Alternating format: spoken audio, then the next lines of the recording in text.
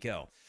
It is Community Music Monday, which means we are eating pie, and that pie today is album pie. Now, on this particular album pie, we have 126 albums represented because we are no longer doing top 50 only. If you have ever been by my channel and submitted a reaction via the system, you're always going to be represented from here on out. And this is technically the second album pie we eat, where every single album is represented. Our very first one was done on Saturday, on our Super Saturday. So, and that was Bad Outta Hell by Meatloaf, in case you didn't know. So yeah, our slice of album pie was meatloaf flavored. But guys, let me know, are you one of the 126 albums represented on this particular pie?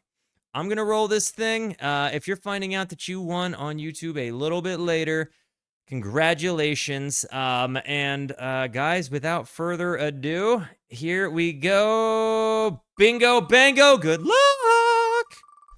What's it going to be? What's it going to be? What's it going to be? What's it going to be? What's it going to be? What's it going to be? What's it going to be? The Mars Volta. Guys, I'm not gonna lie. Because of the album pie, this will be a pretty big continuation of a journey I've been on. I've had a lot of people asking me to hop back into the Mars Volta. I have done, I think this is going to be my third album from the Mars Volta. And it's an hour and 10 minutes. Modern Prague, 2006. I was a sophomore in high school. Guys, I think that this has got to be a Terra win, right? I think that this is Terra. Or if going to listen on the drive home, whose album was this? Was this Terra's album? Because I know that Terra was responsible for the Mars Volta. W's for whomever's album this was. And, you know, before I get started, apparently Twitch is going to make me run an ad. Everybody W's for Terra, because Terra just won album pie, and we are about to go on what looks to be a 76-minute prog rock adventure. So, buckle up, and I'll see you after the ad break.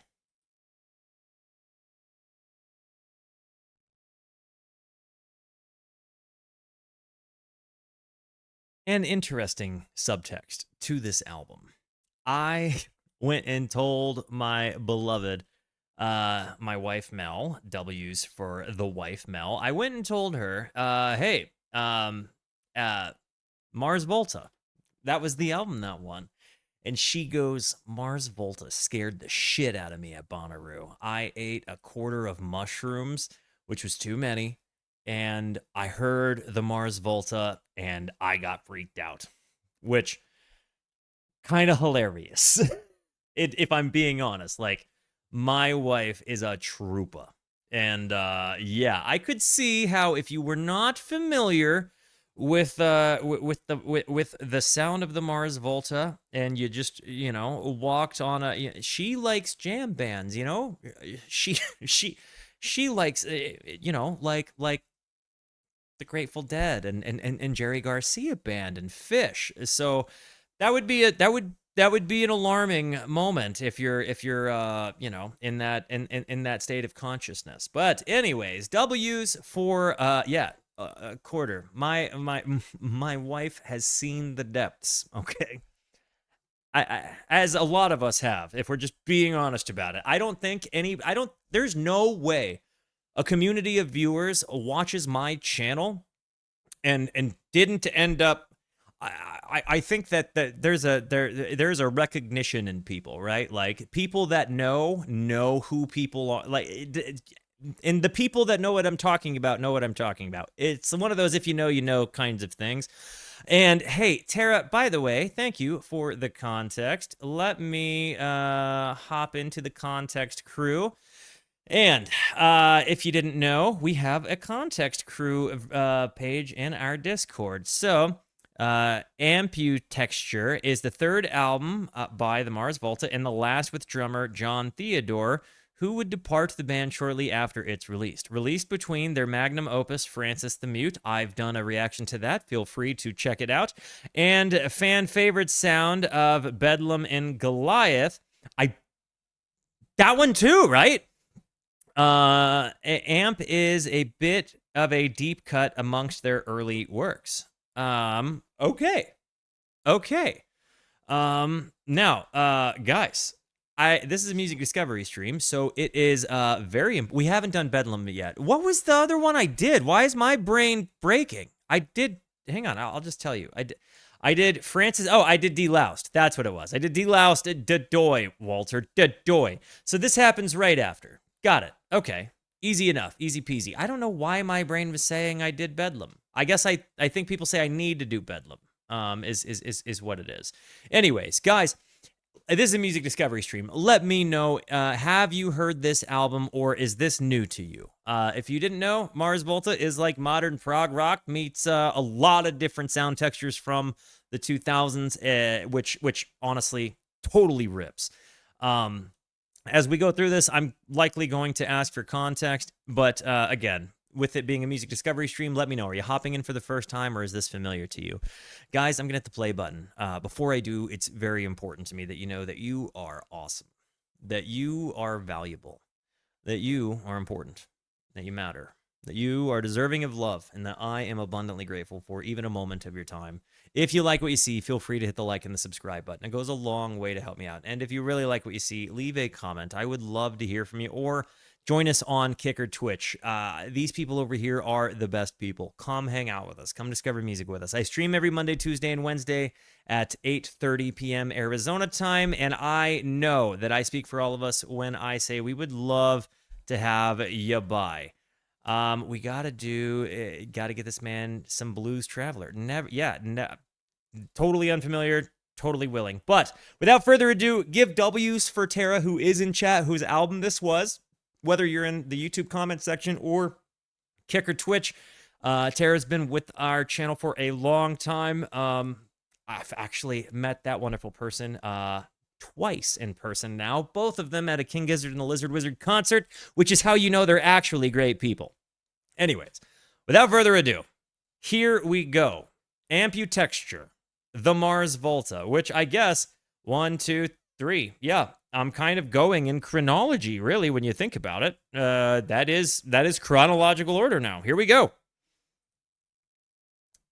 Vicarious Atonement. Here it is. All in the left ear, or right ear starting, and goes right through your brain to the left ear. Ooh. Oh, I gotta pay out the gamba.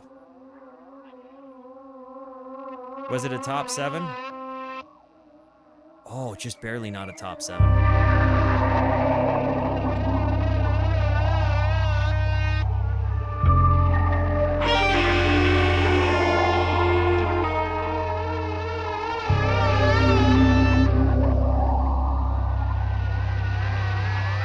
You're the whirring?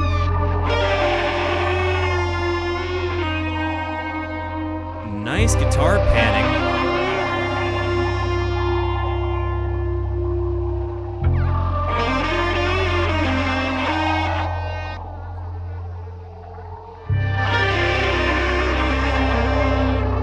Am I hearing volume swells and the lead? Is that one guitar multi?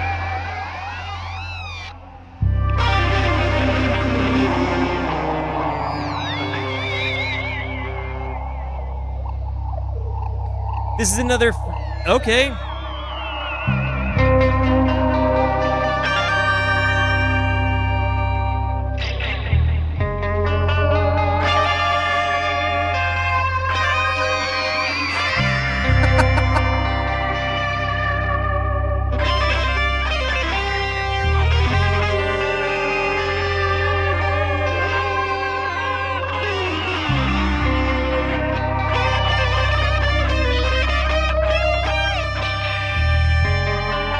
It's like I'm hearing a polyphonic octave generator or a POG to get those octaves up and low. Like it seems like we've got one up and one down, but it's also got this like really crazy reverby thing. It's interesting. You said JF from Chili Peppers is doing a lot of this, right? The stereo thing that's happening here. I almost feel like it's kind of it's like what is it? Like an oscillating speaker system, or it's stereo panned in a couple of different amplifiers. I also feel like I'm hearing volume swell, so it feels very, very, very layered, and like maybe synthy providing some of this atmosphere.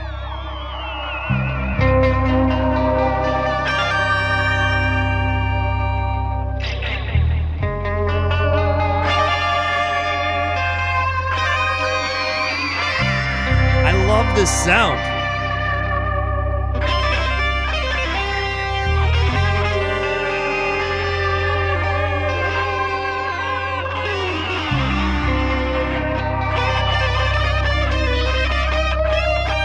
Good call out, Tim.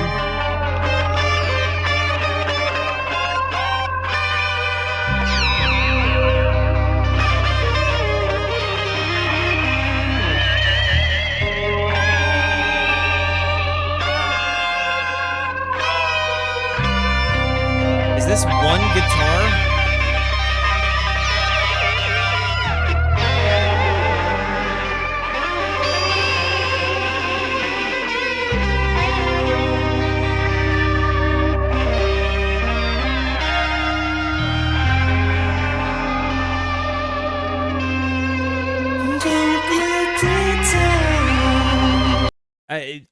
That almost gave me a I want you so bad. Kind of gave me that little vibe when he came in with Don't You Pretend. But is the guitar part, am I hearing intentional latency, like where one microphone is moved significantly further back off of the amp cabinet, or they're intentionally kind of running like long cable work, or am I hearing a doubled guitar part where he's playing the same thing kind of like twice but slightly off? I don't know if it's like that. I couldn't decide if it was a slapback because it felt a little bit too delayed to call it a slapback, but it also felt too similar to say it was doubled guitars. So that I have no sure. I've got no clue. Am I the only one that heard the I want you so bad part there?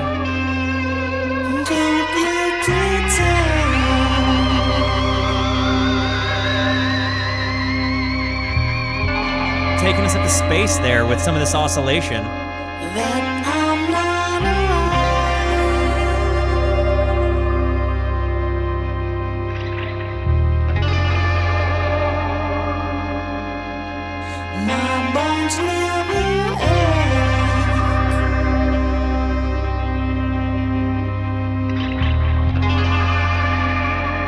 Such a wet guitar sound.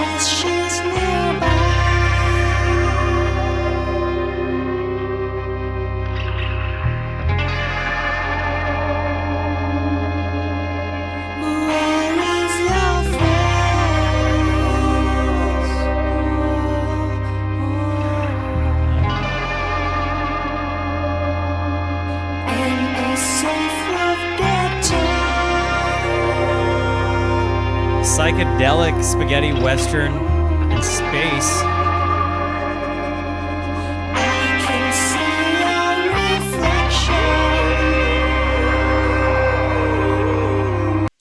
That sounds like guitar minis, like where they're playing in the thirds, I think.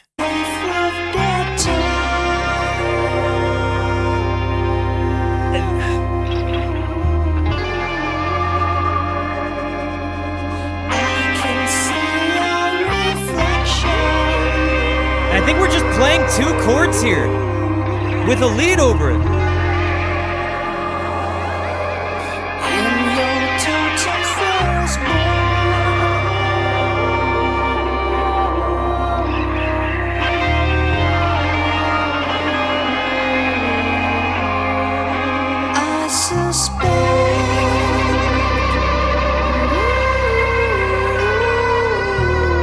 are they playing like what, an E minor 7 and an A7 or something? Because it almost reminds me of the layout of "Breathe in the Air" by Pink Floyd, where you just have that kind of, you know, nice and easy, like, but it's a lot busier. It's a much more wet sound, and they're doing a lot with it. But it certainly seems like they're doing as much as they can in a very delicate sense with 2 chords and exploration.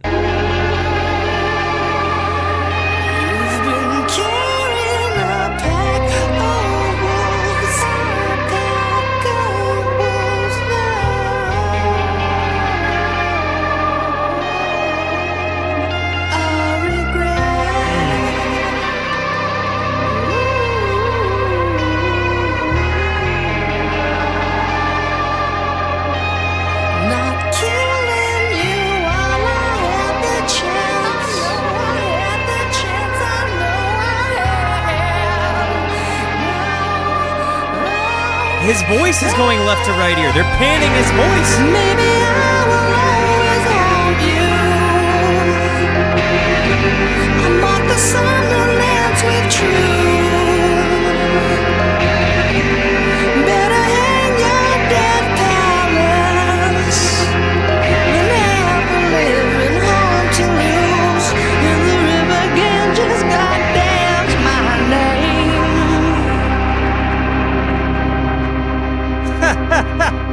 Sorry, Gluten Gaming. That just made me laugh. You've got Live Track 75 on vinyl. That's pretty incredible. But the 2 chords comment. So it was a 2 chord affair. I just got the 2 chords wrong.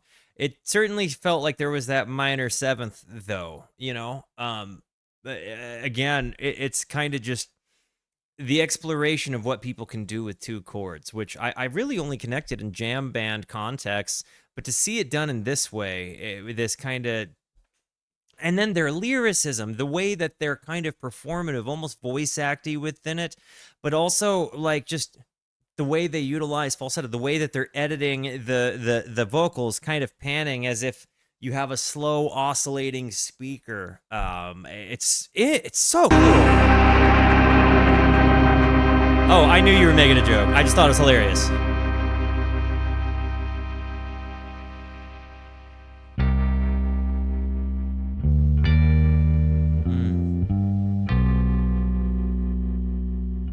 That bass. And Rhodes? Sharpen your eyes.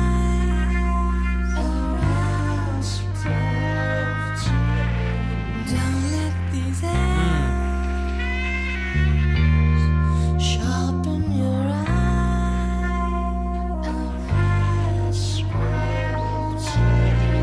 Don't let these eyes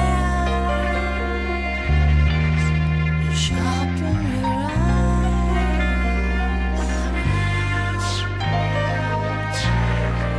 Don't let these eyes. It gets jazzy on us?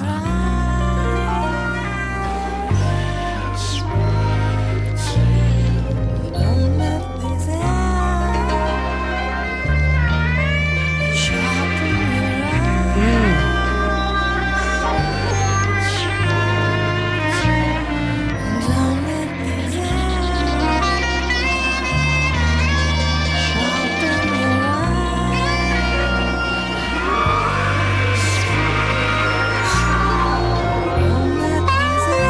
I feel like the first song is purely just the build-up for whatever comes in the second song.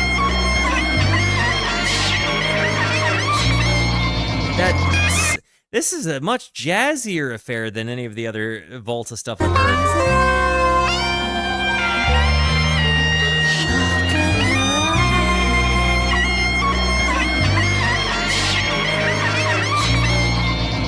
I just noticed the album artwork. It's a face.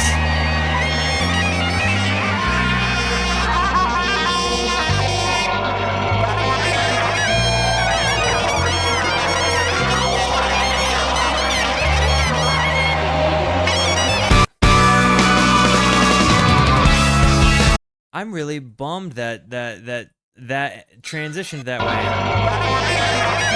I want to see if it'll do it again.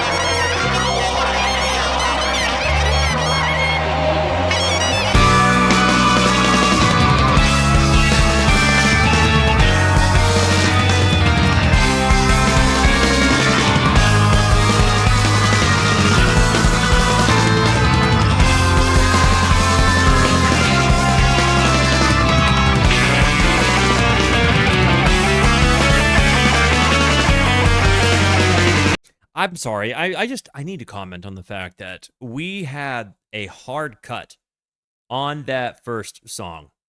Like, while a saxophone was ripping, there was no board fade. There was no agreed upon ending other than snip. Like, if this was tape, we cut the tape. And there's something really kind of tasty about that. But then also, when you go from that into this monstrosity, it's a jarring it's a jarring moment. But I also feel like, knowing these guys, that was so by design.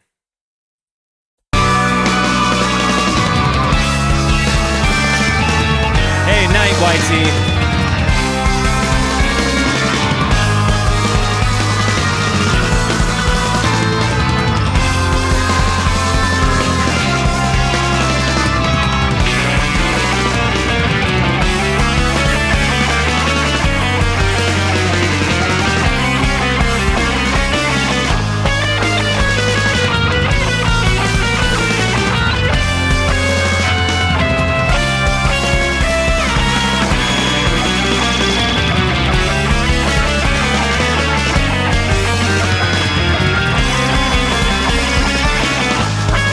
Chirping.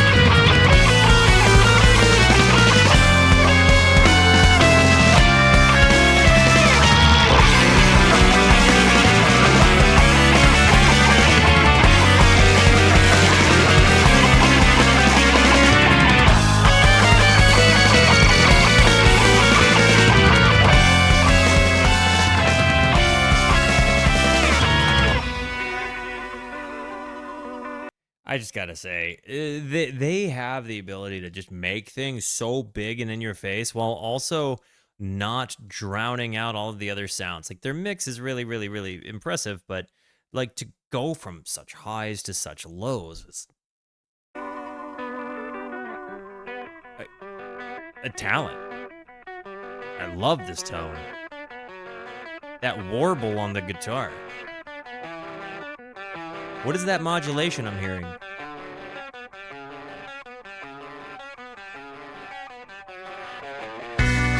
Tell me it's over.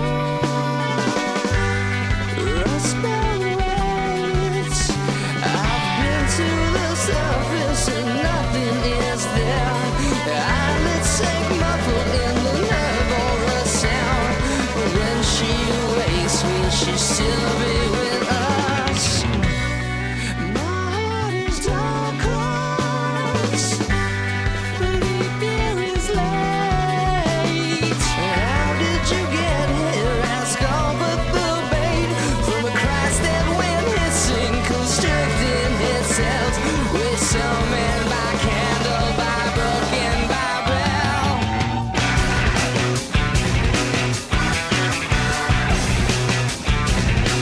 I kind of feel like this part right here, kind of it summarizes the way I interpret the quintessential Mars Volta sound. You have those moments where you do these big transitions, and then you have just this punching guitar part that will set something off. Go from this to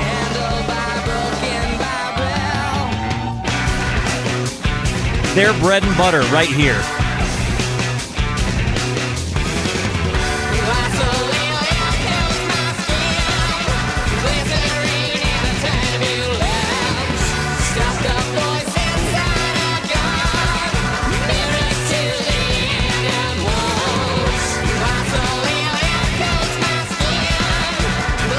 Can anybody tell me what Glassolalia is?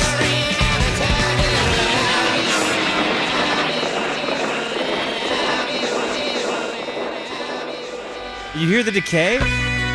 They almost let the decay into like a really like they let it oscillate and then they slowed it down kind of feeling. Thank you.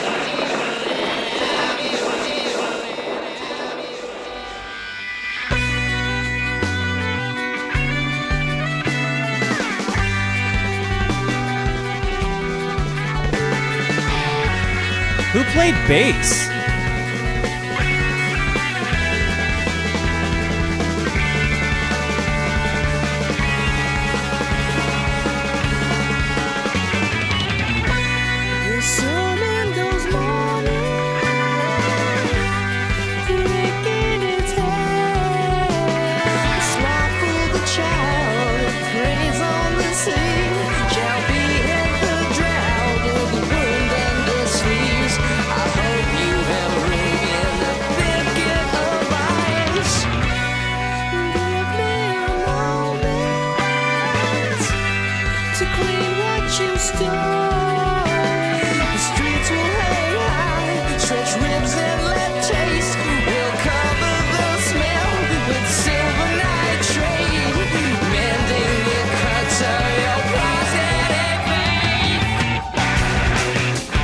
There, right there.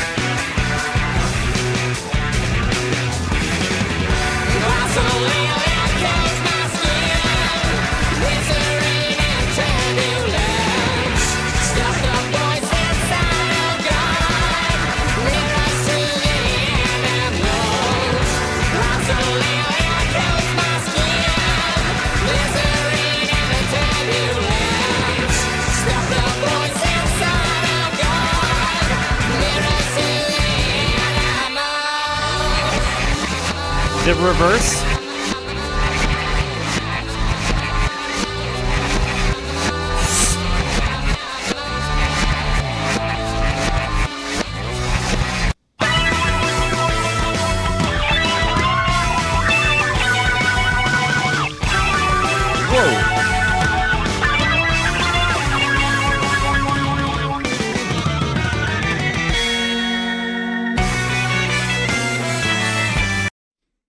I love the transitions. It's like sometimes they do things that just like it's like getting hit with the fire hose of sound. I don't know another way to describe their approach.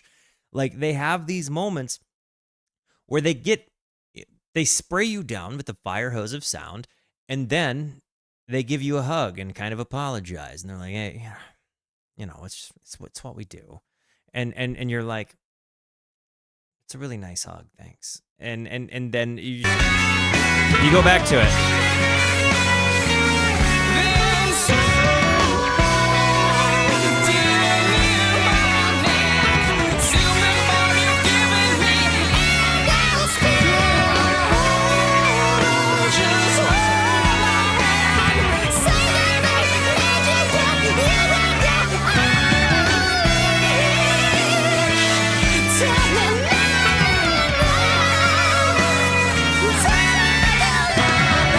How high he gets.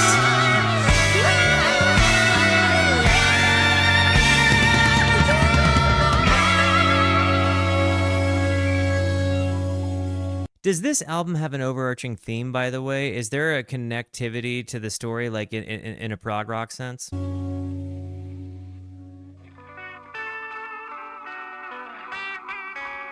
I really, really, really enjoyed that warble modulation thing.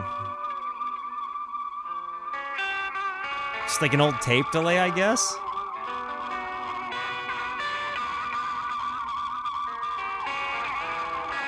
I think.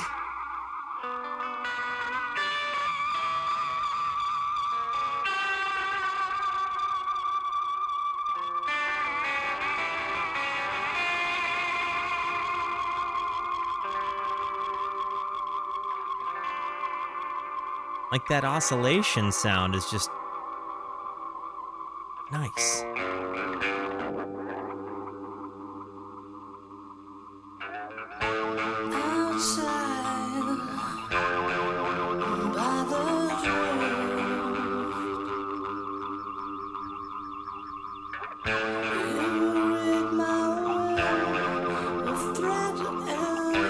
this is tough. So listen, when you start hearing him for "You Read My Will," it's like you want to count in 4, but it's like they don't make it to 4. It's like the count is like 3.5. Listen, right here.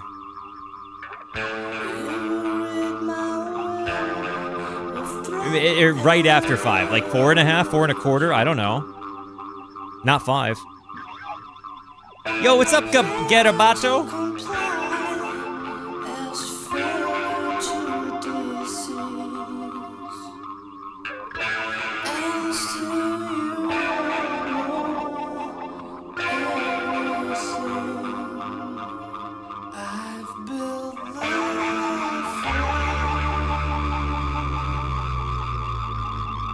That oscillating is just awesome.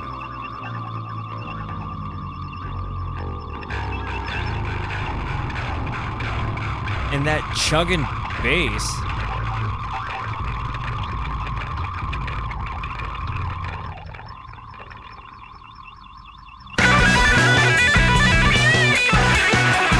Whoa.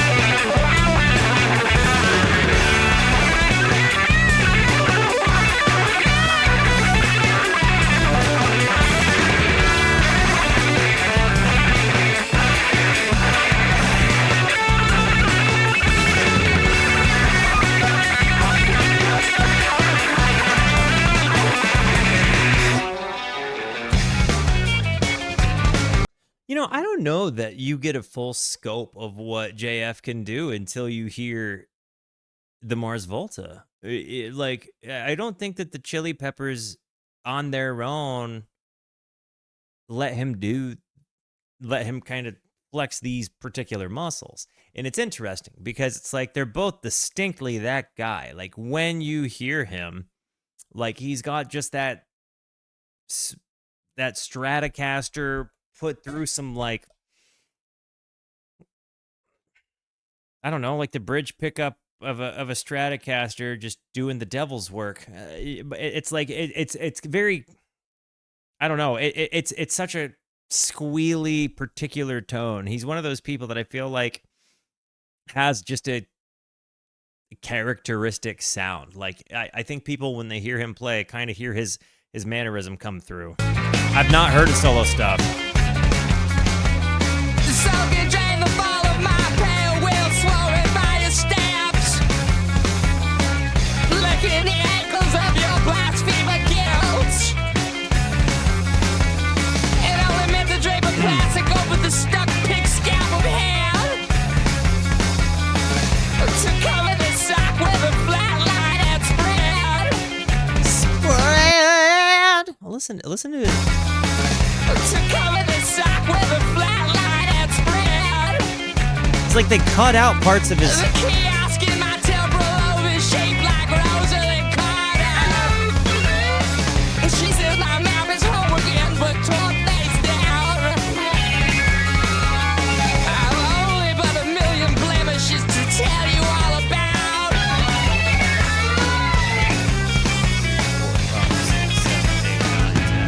In the air, they just gag me to make him come out. Gas me behind, of your five-legged stand. Toothpicks the eye, but nothing's there. Damn dragged you walk across the altar tongue from a sleep that deprivation knew. You hear the double vocal there? He's got two like the way he's harmonizing with himself. Like, listen, you got listen to the high and the. Across the altar tongue from a sleep that deprivation knew. Trespass your bar, board of doors. I asked to live, but the mask stays on. You'll levitate to tiny print. Cruelty's a relevant instrument. In the end, they just gag me to make him come out.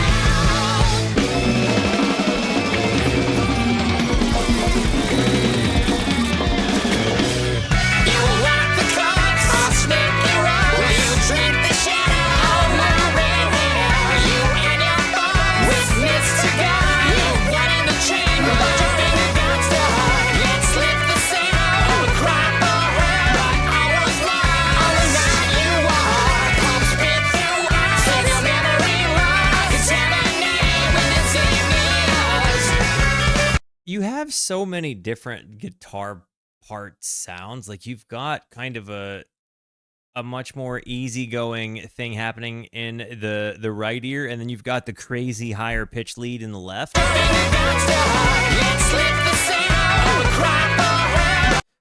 Bum bum bum bum bum.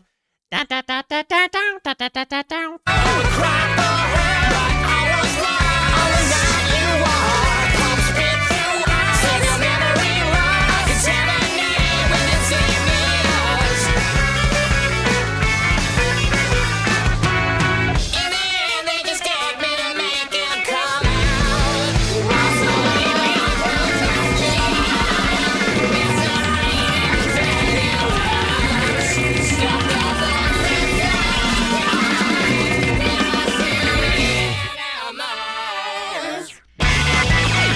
Sometimes I feel like their lyrics are like absolutely like abstract, like speaking in tongues coats my skin, glycerin and turbulence, stuffed the voice inside of God, mirrors to the animals. Like it feels like some of the stuff that they say isn't supposed to make sense, but I feel like they believe everything that they're saying.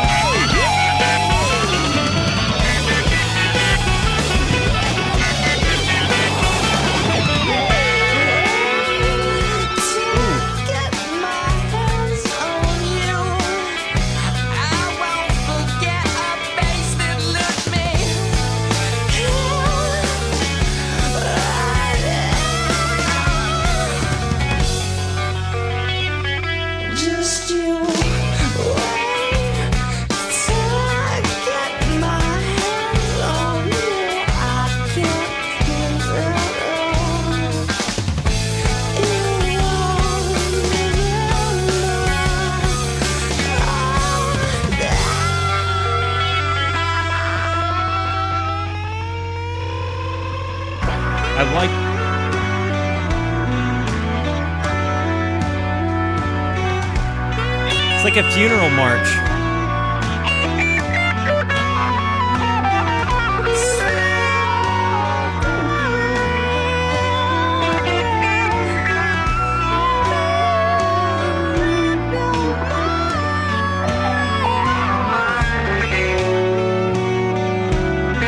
Are they currently singing parentheses ...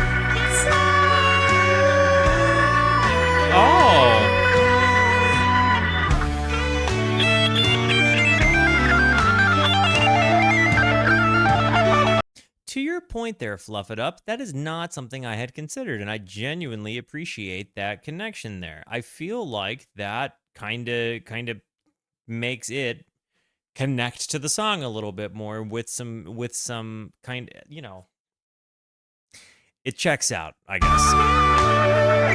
The theory checks out.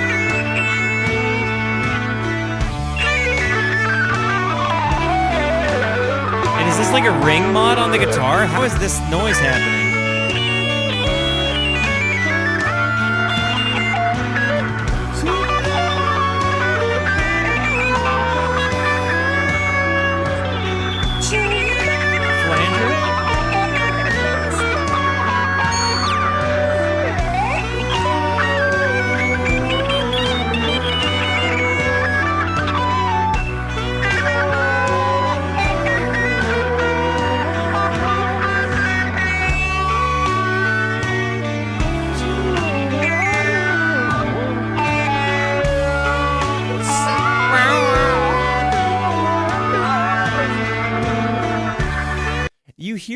organ as well. Like you've got just kind of interesting sound textures. You've got like an organ, you've got this really ripping kind of flanged out I like almost kind of it's got huge sustain, but then you've got the and the drums just very steady.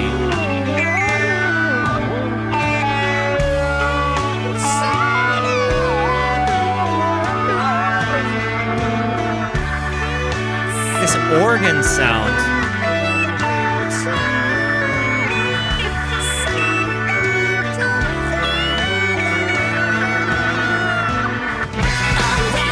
And we're back.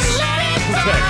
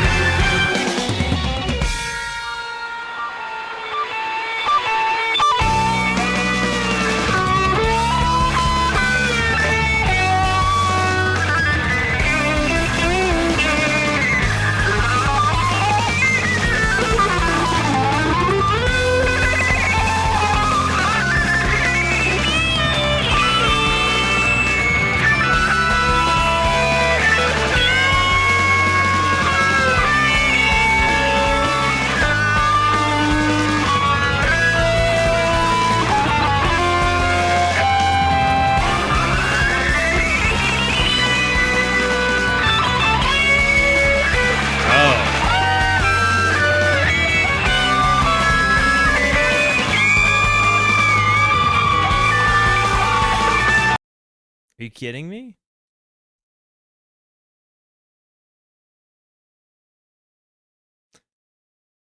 Twitch, you butthead.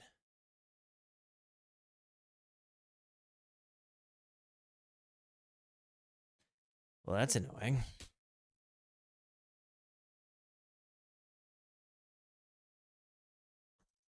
Refresh.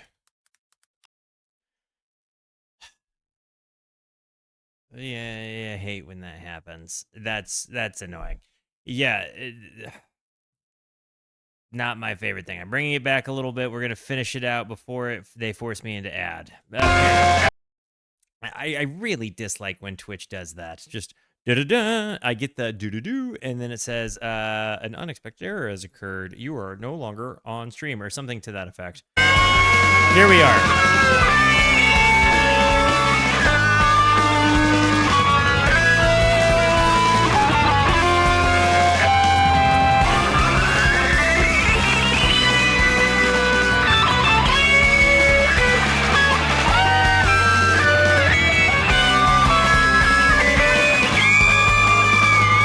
Whoa.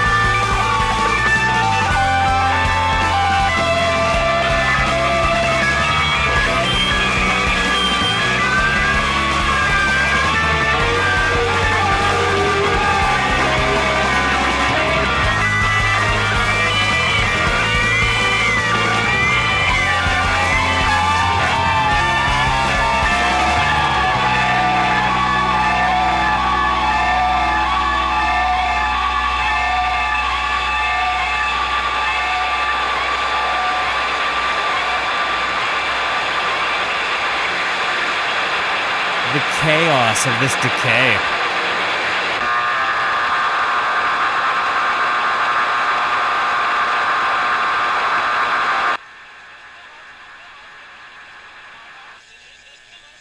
It's like you hear TV there. That transition was easier to deal with. Twitch yeeted me. I'm gonna have to run an ad. I'll be right back. Okay.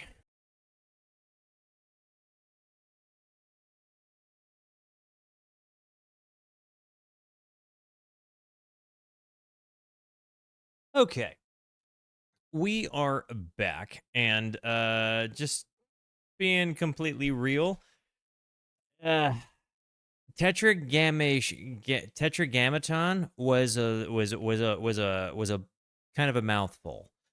Not, in more than a few ways. There, it has really cool parts, and it's like they have these gnarly transitions. They have these incredible, like, very musical parts, but it's like sometimes the amount of sound that you get hit with out of the fire hose, it's a lot to contend with. Right, it's just a different vibe than the other two for sure. But I do think that yeah, Sonic Overload for sure. Again, but it's like it's hard for me to not latch on to some of those parts where they do these transitions and they're playing 17/8 timing, right? Like there is, I think that's the only thing that was the only Mars Volta song. Really, I gotta. So admittedly, right now, Deloused, honestly, both of these albums are tremendous albums.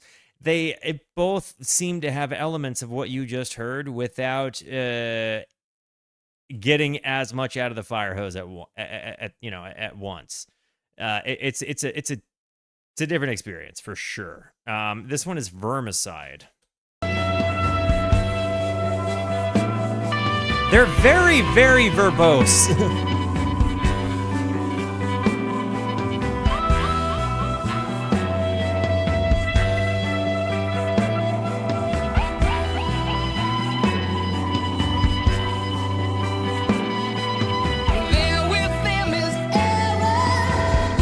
Love this already.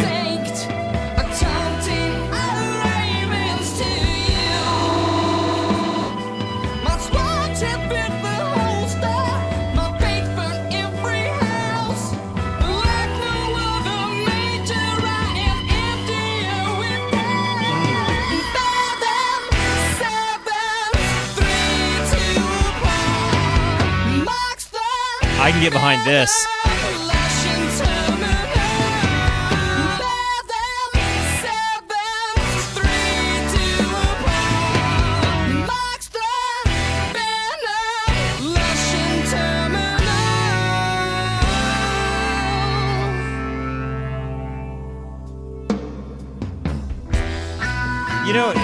I've got to say, Tim, that does stand to reason to me, because there's a lot of times where I just feel like the word is an instrument more than it is more than it has lyrical intent. And I don't think that about all of them. Like, I do feel like, especially Francis the Mute, specifically, I think it's just plain wrong to say that. But in this, I definitely feel like the words are coming out more in instrumentation, and like he's using his voice, the instrument, not like, I don't know. There are sometimes when I become your like there again, some of this is just lush and terminal, bear them, sevens, 3 to appall, marks the venom, lush and terminal, like. I get it. Like, but I wonder how much of this is intentional. And again, when I think about how difficult it might be to sing these lyrics, it's nuts.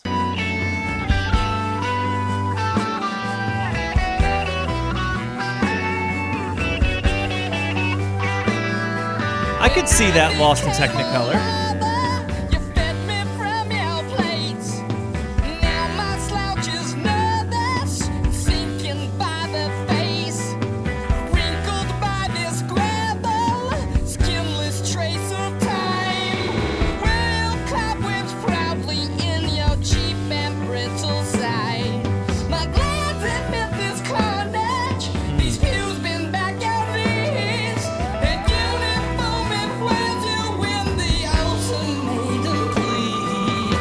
Guitar parts.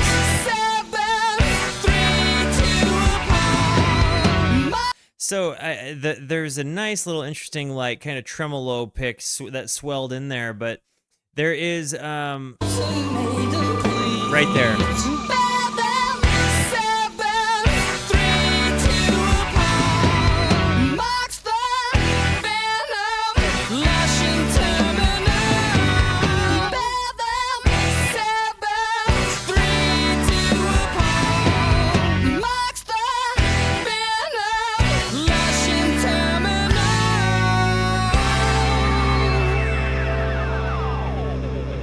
Their use of sound, like junk sound that most people try really hard to avoid, is actually kind of genius. And again, that's one of those things. Like, this band really has me wrestling with like, I can hear what they're doing. It would break most people's brains. Most people don't count this naturally. Most people don't sing lyrics like this, and certainly not the way that Cedric does.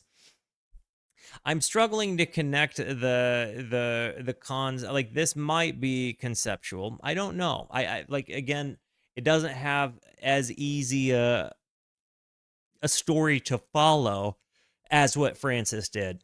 But I also think that you have to, if you to like this band, you kind of, you have to kind of have an element where you like jump scare in music. You have to have an element where you can deal with getting hit with the fire hose of sound. But then you also have to be able to have an appreciation for dynamics as well. I feel like they utilize dynamics. I mean, there's no doubt that their mixing and mastering is kind of nuts, right? Like, when you hear all of this self-oscillation all over the place and the way they pan it left to right ear, right to left ear, like, it really feels like they shoot laser beams kind of bound, like playing, like you have sound playing pong between your ear holes. So it's That cesspool, it becomes you just north of the eyebrows. You're the chunky fat bass. For a popper when the rations go blonde. The salted stitch is patient, waiting to engulf. This plasma from this hoax, pretending to be us. Embalming all the fluids, I must. I prefer to burn them, I must. Embalming all the fluids, I must. I prefer to burn them, I must. This is interesting. His voice has kind of been getting more and more and more kind of evil sounding. And I'm saying that with quotes because, like, what's evil sounding, right? But I think we all kind of recognize it. And when I said before, his voice sometimes does a voice acting. You go from this,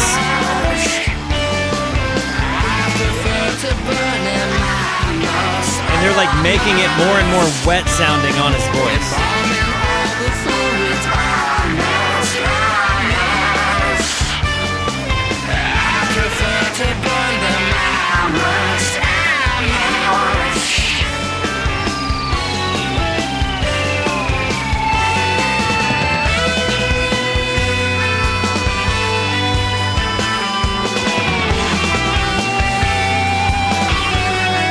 This has been my favorite one on the album.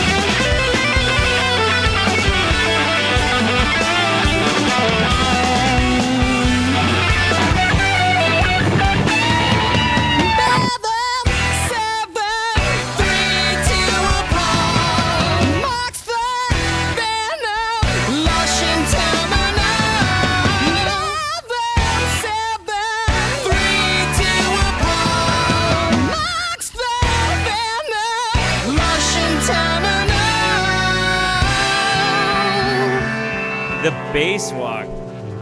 I think that you may have something there. Bear them sevens, like and then 3 to a Paul, like being 3 to a Paul means 6 people carrying you.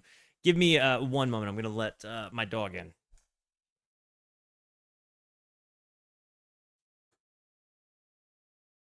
Here you go.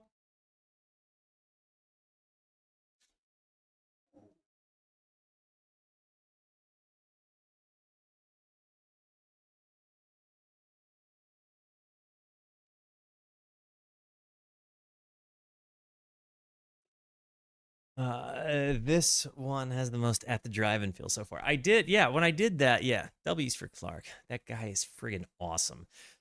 And as I was actually letting the dude in, it kind of made me think that, like, I think actually the first one, the Vicarious Atonement, was my favorite.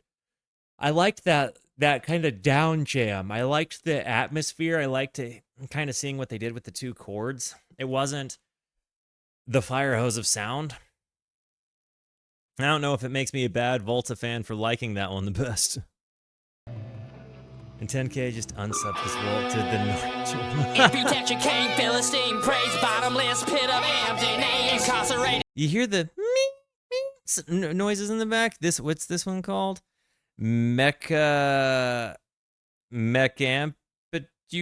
Meccamputechture. Oh my gosh. Habits pour from the past, severing the breast.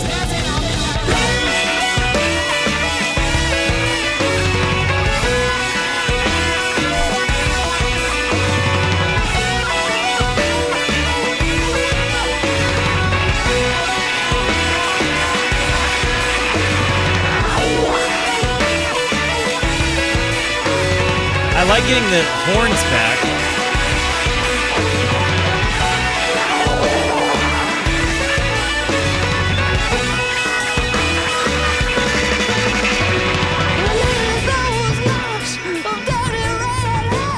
A necklace of follicles with saber-toothed monocles. They want a bouquet of black rose gems, castrating kisses to lactite stems. And when it built a capsule in the cyanide pot, where the holiest of water would have you to drown. Throws the rhyme.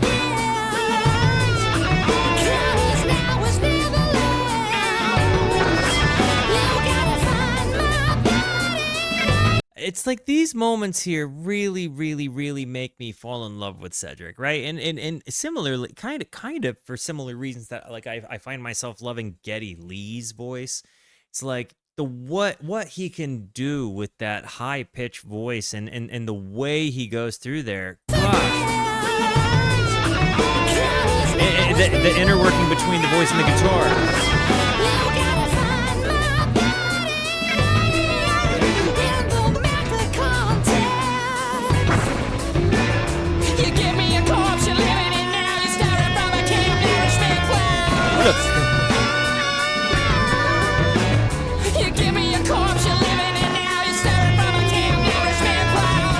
That sustain.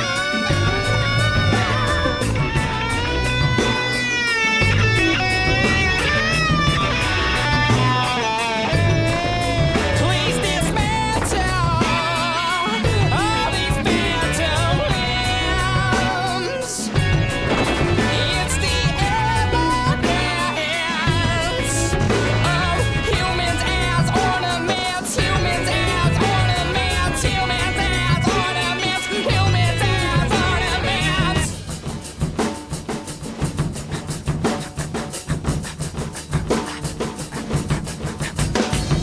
Everyone stabs all the time. Persuasion deflowers your sympathy.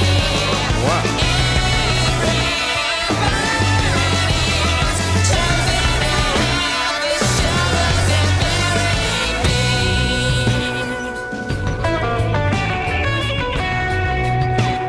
me. There's just so many different textures to sort through. It's awesome, but at the same time, it's like I find myself when I listen to this, like wondering how many of these sounds were made, or how like they use sounds a lot of ways, kind of like Foley in like Hollywood movies, right? Like you hear these different sounds, and it kind of like adds to the scene of whatever it is you're looking at, and I don't know. I think I'm pretty sure I'm saying it the way I'm intending it though. Like it sounds like they're making sound effects with their instruments that aren't necessarily musical in and of themselves, except for the fact that it's in a song used in a musical context. And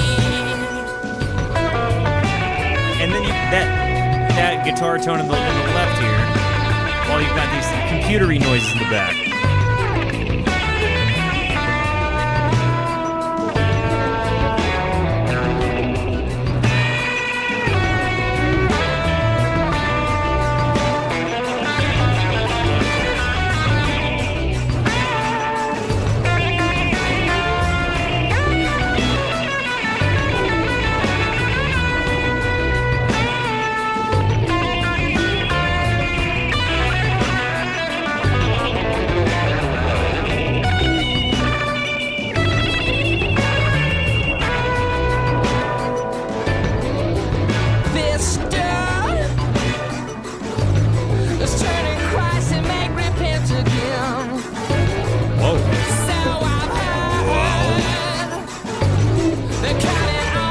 You hear these whoa?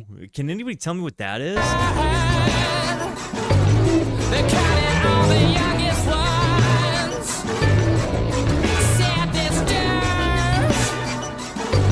Is turning Christ to make repentance lust. So I've heard. Got it. That the puppet tugs its bull. Please dismantle all these mental limbs. It's the old bare hands of humans as ornaments, humans as ornaments, humans as ornaments, humans as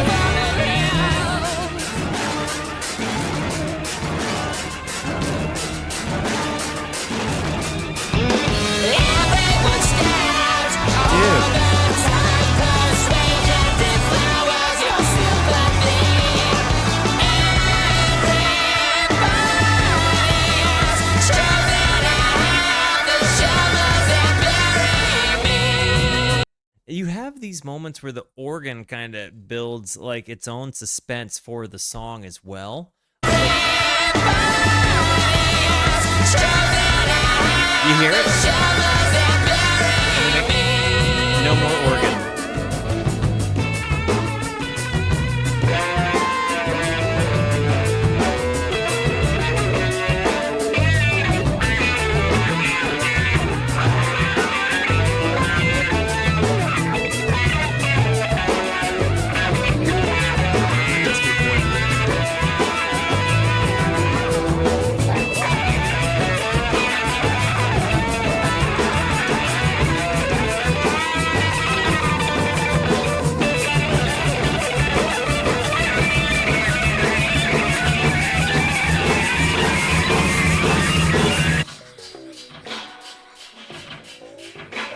Sons of bitches robbed me of my drop.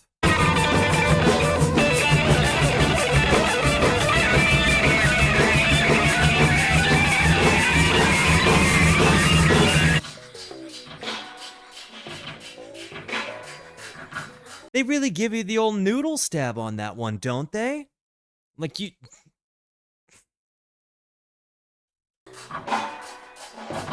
Like you're getting all revved up, your engines are getting all ready to go, you know, like, and they really give you the noodle stab there. Like you don't, you don't. Now for me,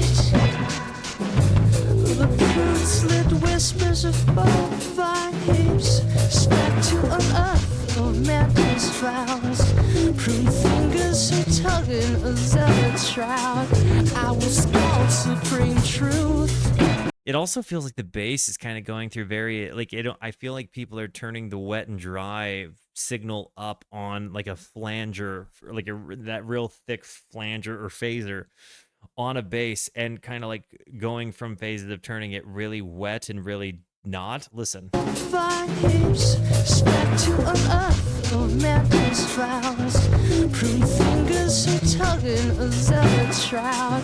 I will scold supreme truth as it touches this house. I will scold supreme truth.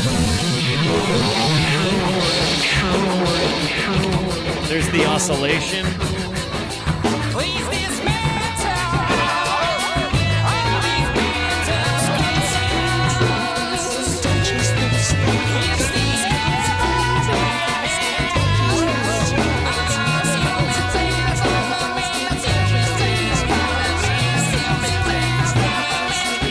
house. Left here to right here. Back to left.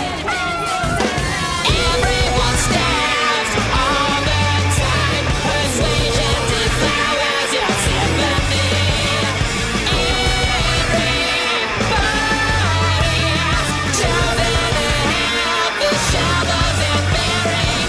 Everyone stands all the time. Persuasion deflowers your sympathy. Everybody's chosen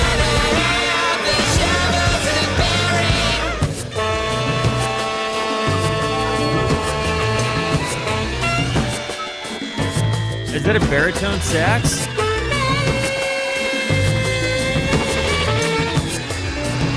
No, it's not.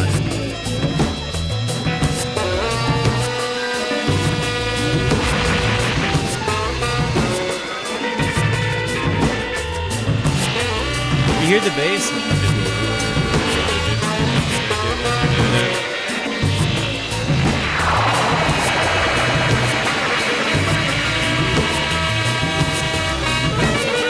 Welcome home, Tara. W's for a safe arrival. Also, this saxophone part, I think you're probably right there, Tara. I think that this might be one of the best parts of the album. You have this real rumbly sound. Like, it's almost like, honest, I'm not going to go comparing it, but I like the use case there. But then there's also that, like, I'll point it out. The bass line behind it just being super steady. The sound, the noise almost serving as folly. The oscillation.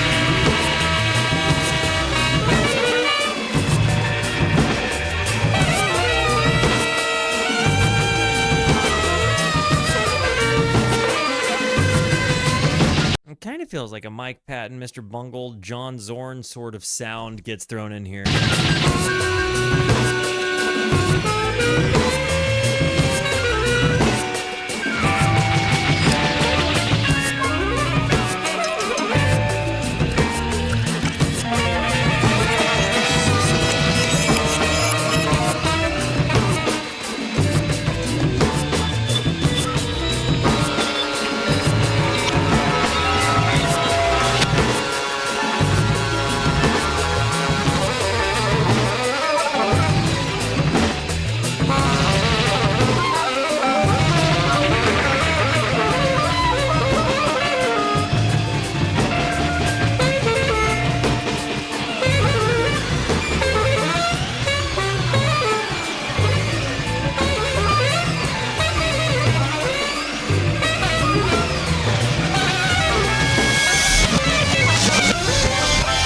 Another reverse.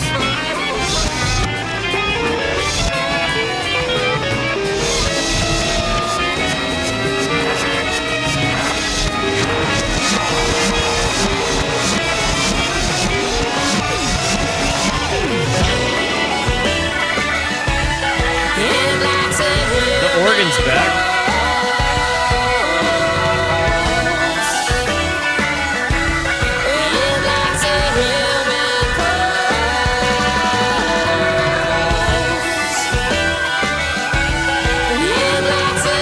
I've got to be honest. This music, I am so overstimulated. Like it, I am so overstimulated. But it's like there are so many different interesting parts, and I almost wonder if it's just like listening to this at the tail end of a day is giving me a different vibe of it than listening to it at like 3 in the afternoon might. Because there's so many things about this I appreciate, but then there's also this part where I feel like I'm just biting into an apple that I'm never going to be able to chew. But there's also like, I really enjoy the taste of the apple. So I'm having a hard time discerning my feelings on this. You get this huge, awesome, like avant-garde sax piece that gets thrown right into the middle of it, which is so delightful. And you have these organ sounds that really carry some of these softer pieces. But there is a macabre nature to the music that I've identified in the past. Like I struggle sometimes with like with such tension, right? But then like there's so much of me that loves tension and intentionally seeks it out. So it meets me in like a, just, and this is just me throwing it out there as like honest as I can, right? Like I have explored so much gnarly music on the channel. And when I say gnarly, I mean like overstimulating music. Like, I don't know if you've heard of Igor before. Or, again, Mr. Bungle. But I listen to Trout Mask Replica. You know what I'm saying? So like there's definitely an element where I can have like an appreciation for this, but there's also an element of like this is vibe specific music. This is absolutely vibe specific music. And it's like you kind of have to know what you're walking into. Like the Mars Volta, I would call it a challenging listen for some, but I feel like it's just very, very complex. I almost feel like it's intended, like there is an intention behind them making their music to kind of dig into the sounds and listen to everything that's happening and really take in the overstimulation. This is the kind of music that rewards repeat listens, because when you revisit, there's always going to be something new to pick apart. But there is also a heaviness to it that you have to kind of know walking in, that you're gonna get some kind of like tough stuff, right? Like there's a reason I don't watch Law and Order at night, because I think about the sad parts of humanity. And I don't know. It's like when it's there's kind of a similar thing there. Like even though there's sometimes a hard narrative to follow, like this idea, please dismantle all these phantom limbs, like the concept of like not having a limb but still feeling like it's there. It's the evidence of humans as ornaments. And like the concept of a human being an ornament, you can look at it from an aesthetic perspective, or you can look at it from like a kind of morbid horror movie perspective. And the knowing who the Mars Volta is and some of the dark stories that they've told in their music, I'm inclined to believe human and ornament is more like not that people are pretty. And it's interesting. Like it's such a far removal from both of the other two albums, while just maximizing some parts of the thing that makes them. It's interesting. Humans as ornaments could absolutely be a take on consumerism, but I also feel like there's just enough of an abstract to where, like, I think that they want you to connect your own dots when you see the lyricism. I don't think that they are a band that just spells it out for you or gives it to you. I think by design, they want you to be making your own connections, and coming up with your own interpretation of it. And admittedly, I love art that does that. Like, I don't want to be told how to think. That's why I like Coen Brothers movies, because I like not knowing how I feel about it. Like, I like the ambiguity that it comes with. But then there's other times where I'm like, man, I'm really, really happy that they said that very profound thing. This has very profound music to it, where the voice is very much a part of it, part of that profound nature. But everybody has chosen to help the shovels that bury. Persuasion deflowers your sympathy. Like a lot of these things, I don't quite know what they mean, but I believe that he does because of how he sings them.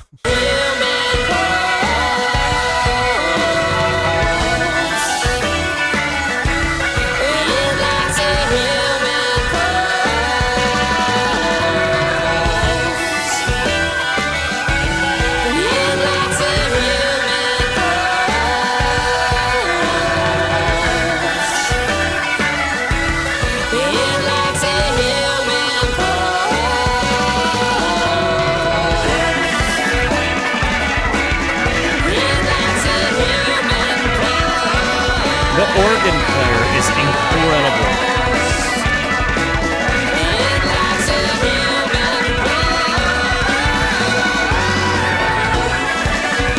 Love you, Marmar.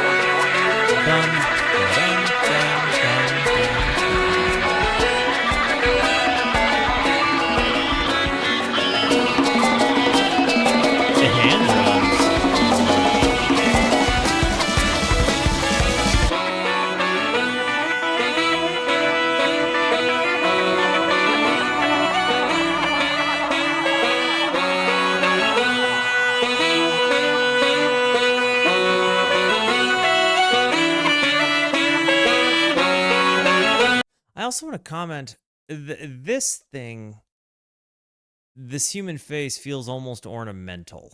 You know what I mean? I am wondering what our guys here are doing. I feel like I don't know if I think that they're because the thing is covered in a blanket, right? So I feel like they're almost kind of walking out with it and like stealing it, but I don't know what it is. I don't. For the life of me, I could not tell you. I really wish this song. The way that the horns and this like kind of come in, the way the saxophone works, I really love it. Honestly, that might have been Cedric's strongest strongest vocal performance throughout this. It's just a lot, you know. Again, it's very much like so like. It's like, is this the sound you want? I don't know another way to put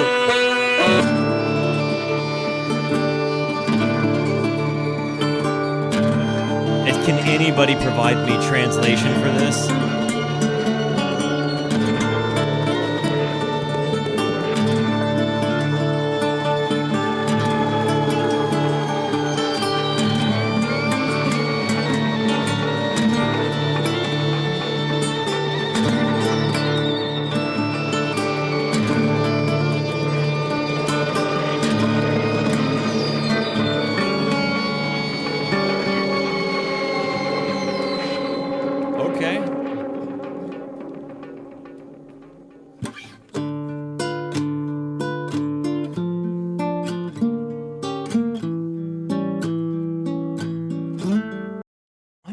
Understand this any better now that I see the whole thing.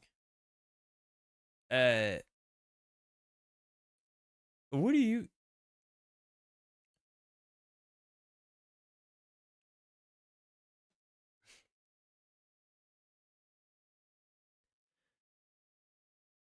Is it a decoration?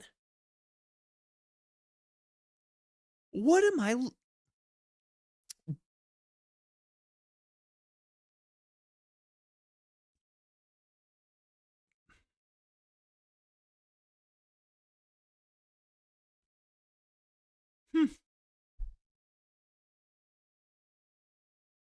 Okay. Just now that we all know.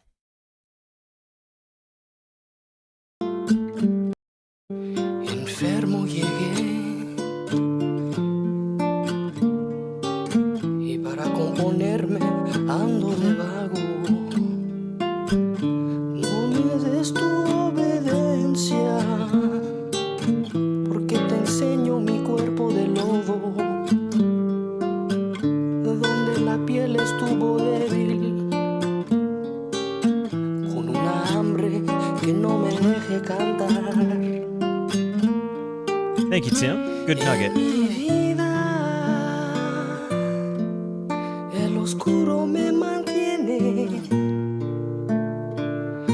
Thank you, Tara.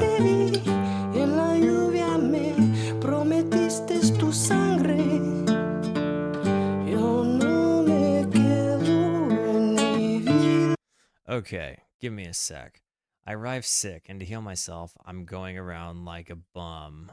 Don't give me your obedience, or I will show you my muddy body where the flesh was weak, with a hunger that does not let me sing. In my life, the darkness holds or maintains me. We don't have perfect translation here. It doesn't seem. So. Huh.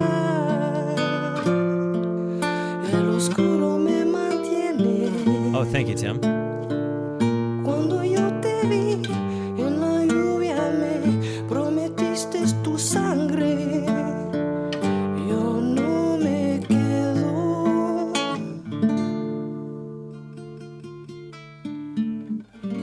I'm not gonna lie, unironically, so far, this has been my favorite song on the album.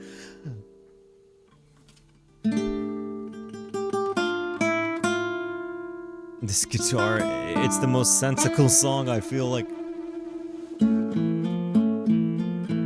I love hearing their.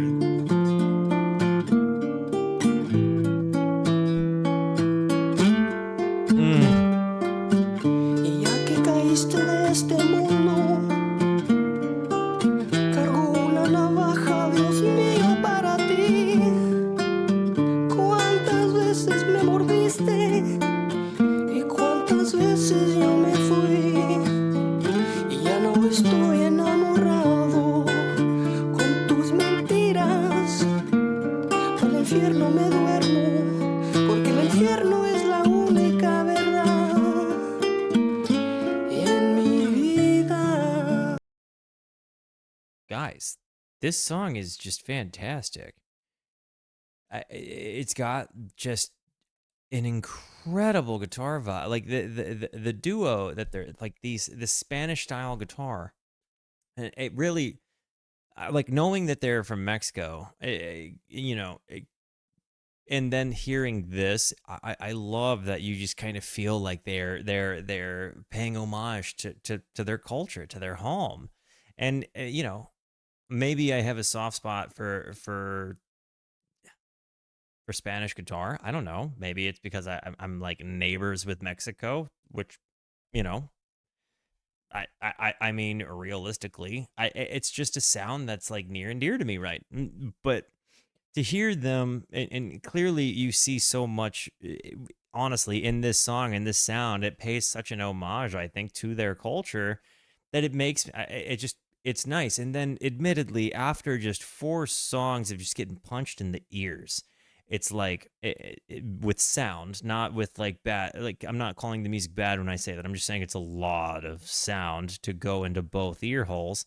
You just have this beautiful, almost a breather, like with very heavy lyricism, but just very delicate, kind of, you know, wonderfully put together guitar pieces. Mío para ti. ¿Cuántas veces me mordiste? ¿Y cuántas veces yo me fui? Y ya no estoy enamorado con tus mentiras. Al infierno me duermo, porque el infierno es la única verdad en mi vida. El oscuro me mantiene. Cuando yo te vi en la lluvia me prometiste. I just love the sound of nylon strings. Yo no me quedo en mi vida. El oscuro me mantiene. Cuando yo te vi en la lluvia me prometiste tu sangre. Yo no me quedo.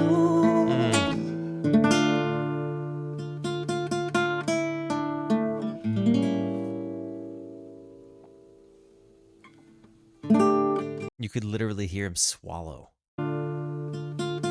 Listen.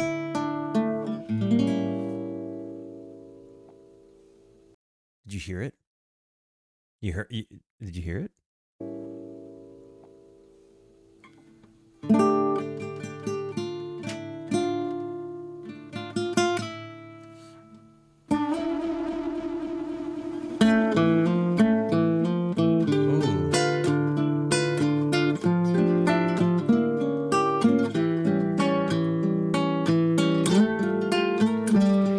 Estrella de la mañana, Samael, te persigo a ti. Y si me quedo sin alas, además me muero por ti. Estrella de la mañana, Samael, te persigo a ti. Y si me quedo sin They're adding like they're totally doubling and adding some kind of effect to the voice, which is giving it just like kind of a creepy, scary kind of like I don't know. I feel like it's got this intention though, like that we're kind of going evil in the song. alas,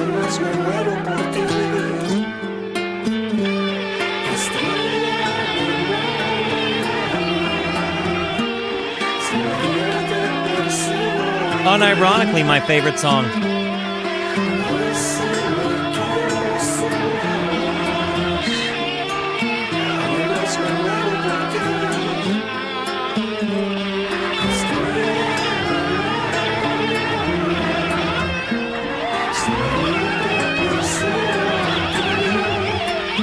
These guitar sounds.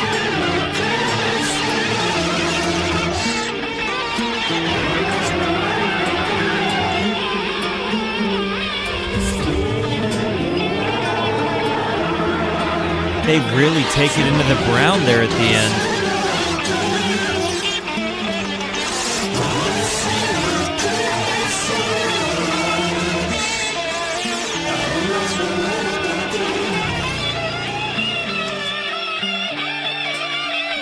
Dude.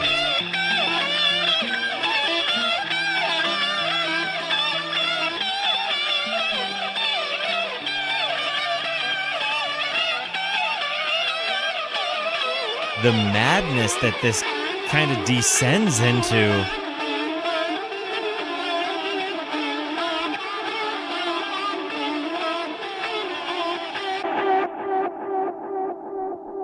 I mean, it really, that was my favorite song on this album. Like, it really starts beautifully, kind of gets a bit further and further and further into madness. That was the only true, that was such a kind of a gracious transition of them. Did you hear the way they bring it out? Kind of this oscillating sound into this kind of dancey synth sort of thing.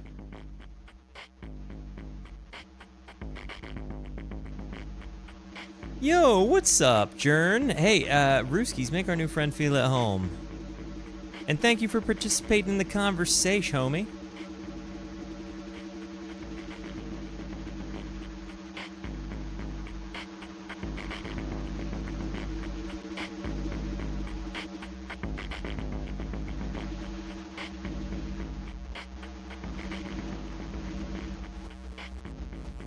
The crazy stereoscape here.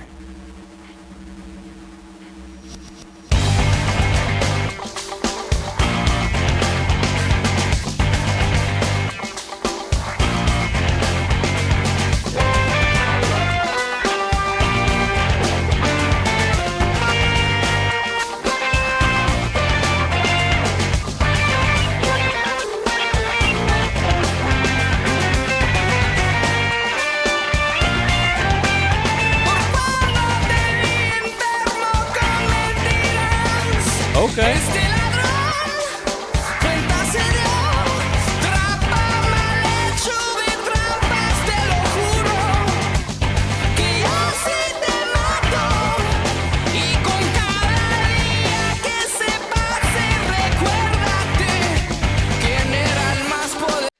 The guitar kind of has this moment of, say, Sura, right? Like where you da da da da da da da da da da da da da. Da, da, da, da, da, da. It's so tasty.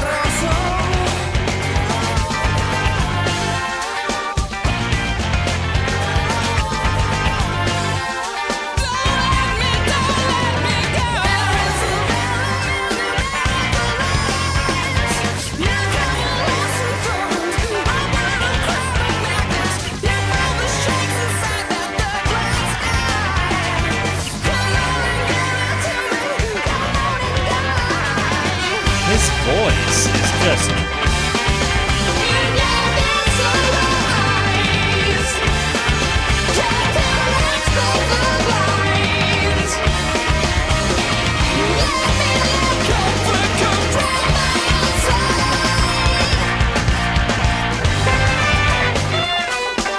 The transitions sometimes make no sense, but I think that's part of the je ne sais quoi. I think of the Mars Volta is like you end up with this like Gatling gun of just chugging.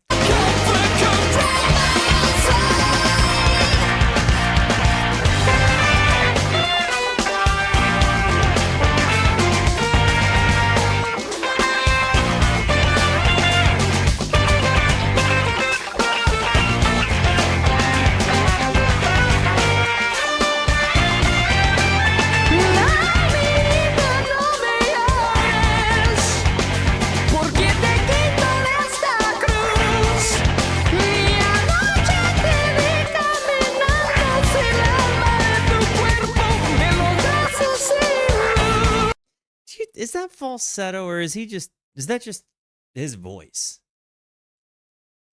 You think? Wait, what do you think? Because I feel like he's got to be belting it. Like, I feel like this is coming from his chest and not necessarily just his head.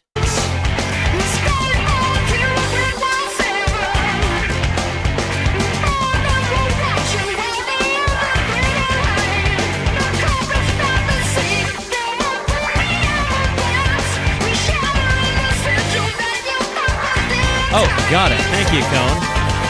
And Tim.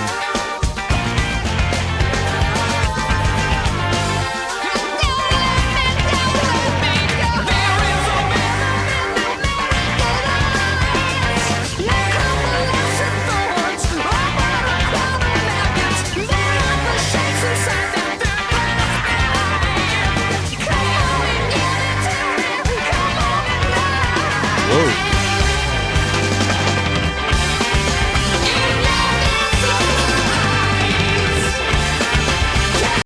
Viscera Eyes. We talking like birth, blood, and guts eyes?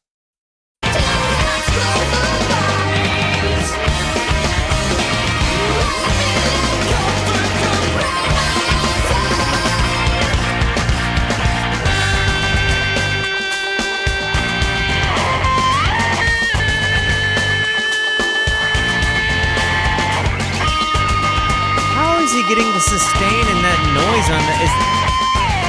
Is it a ring mod?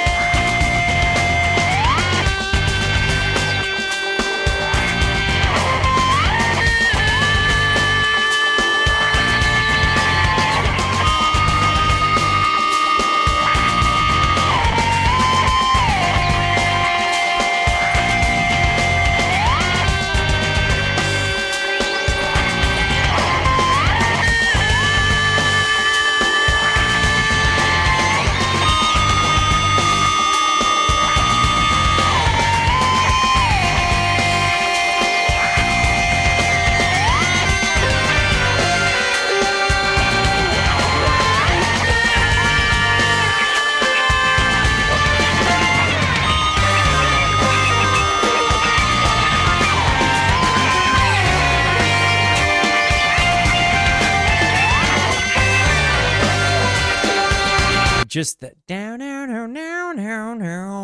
sound both times it happened. Amazing. That.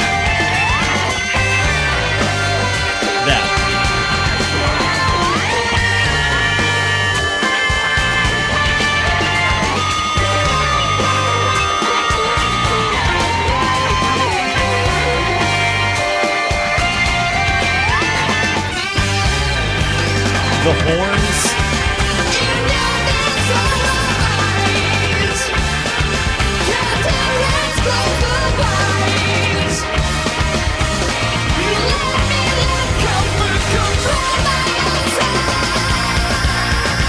Drums.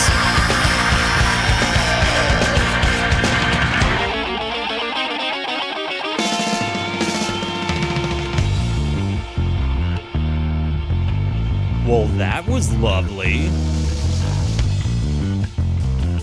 I also gotta say, I love that it seems like they made the Hammond B3 organ like a staple in this album.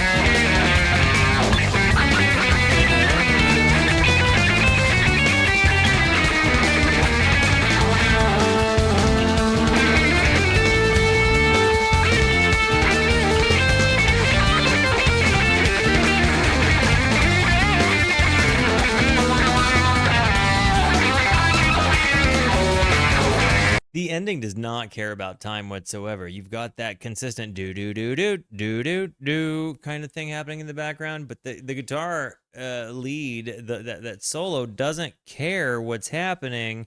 I'm gonna go back a little bit because I know I paused in the middle of it, but it's the way that this whole thing is kind of just descending out into madness. It's like it just kind of intentionally throws its form away.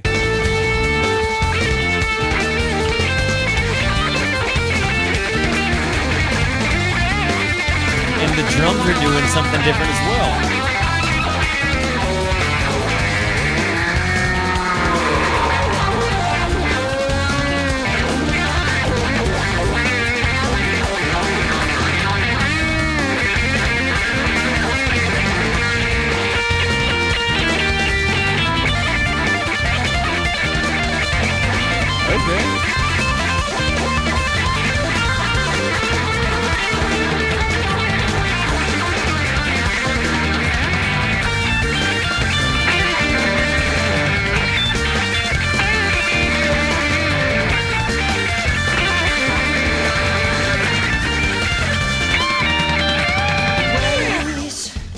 I've seen the arc shake from your pneumonic tongue, but the braille that you weave of itself, it shall read aloud.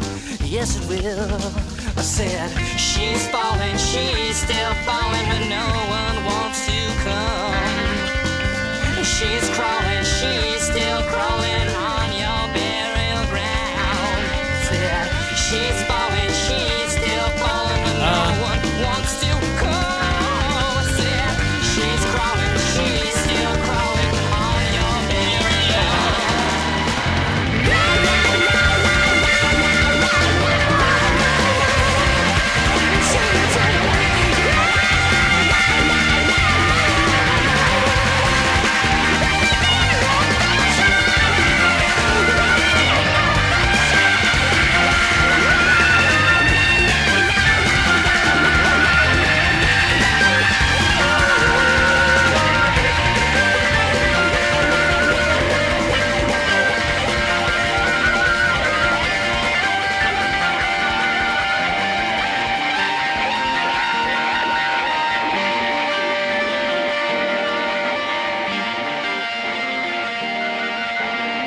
A 76-minute album it is a lot to contend with.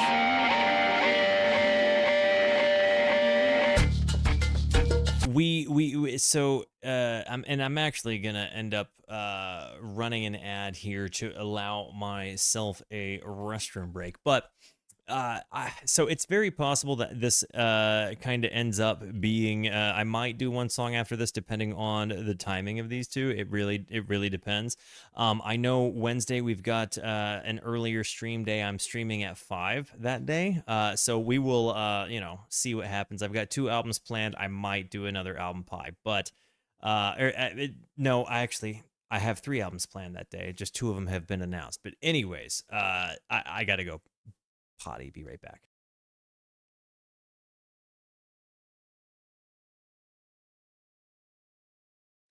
All right, guys, let us close this thing down. Here we go.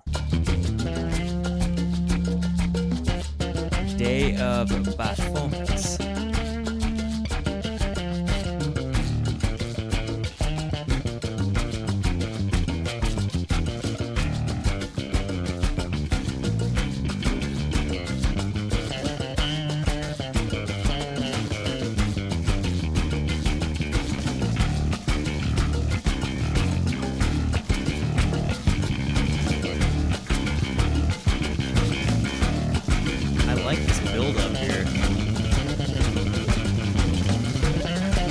And the bass.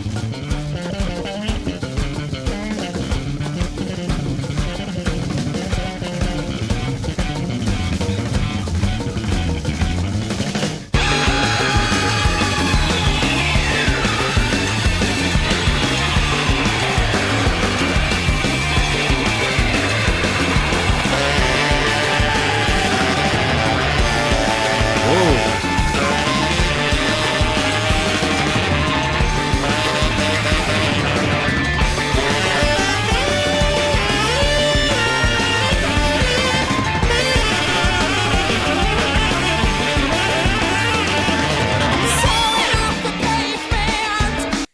big punching coming in with that saxophone. I really do. I've got to say, like, I love how jazzy this one gets, even if it's just in the horns. Like, hearing how they've just kind of let this like sax player just fly off the handle on this album has been probably one of my favorite Volta sound textures that I've heard.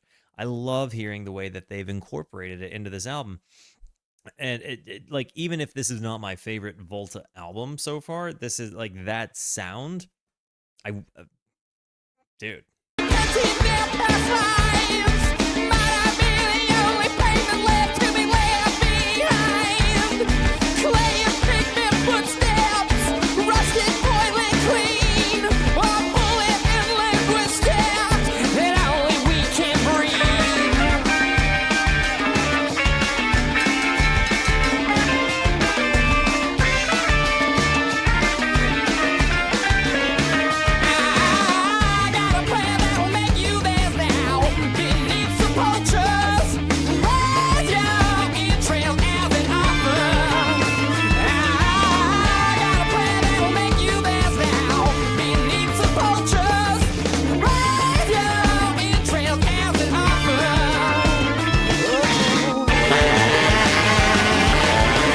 This is cool.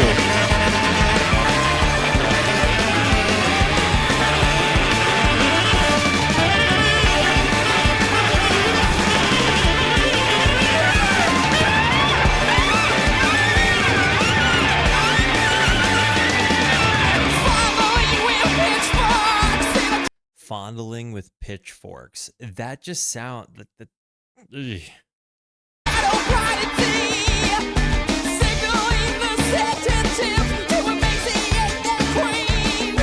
Also pay attention. Dun dun dun dun dun, and then in the left ear, like it's kind of a cool.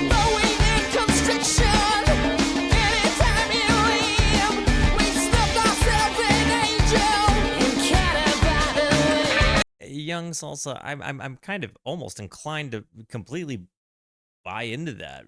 That's not an awesome word.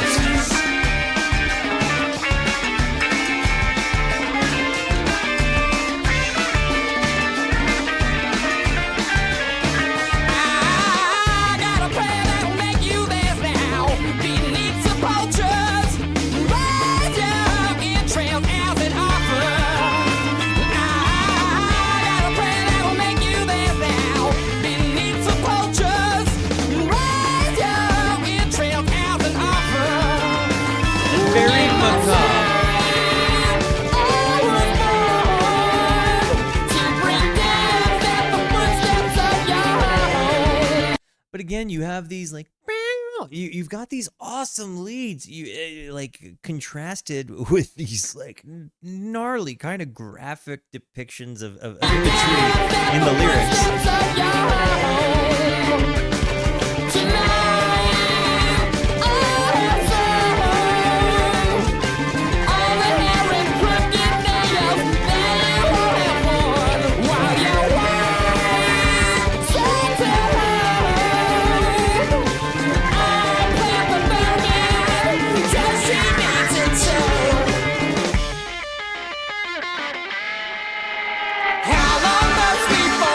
That just played ping pong through your ears.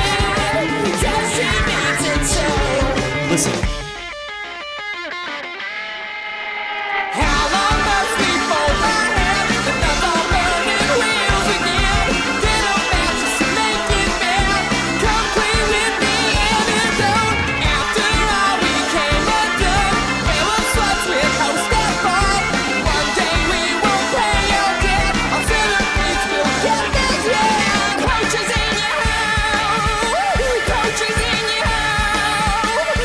Just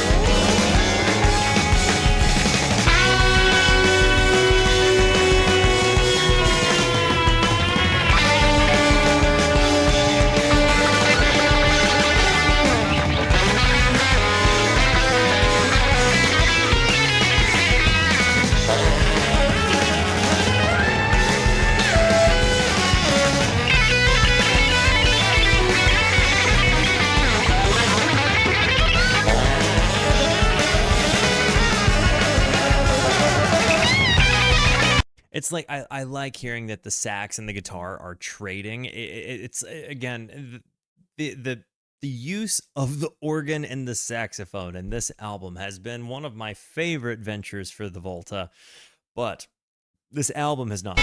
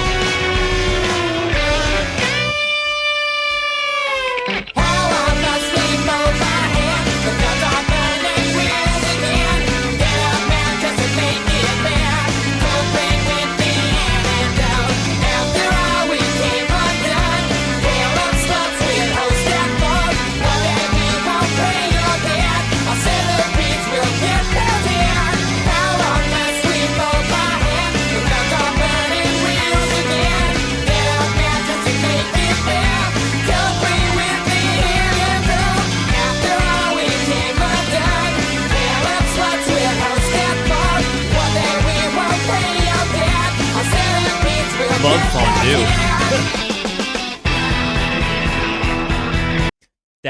That transition was fantastic. That fondue transition, beautiful.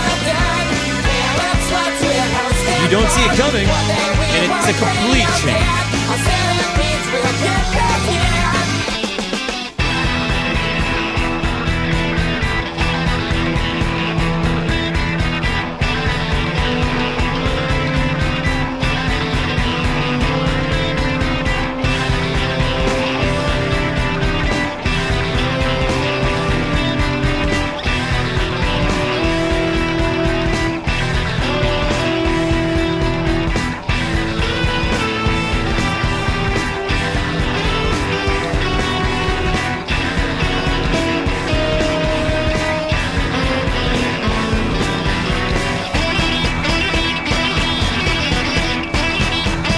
Very polyrhythmic.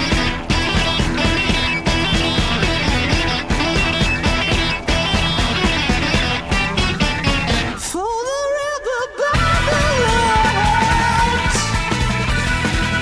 where the cruelest night world, it's the gash with all the nose.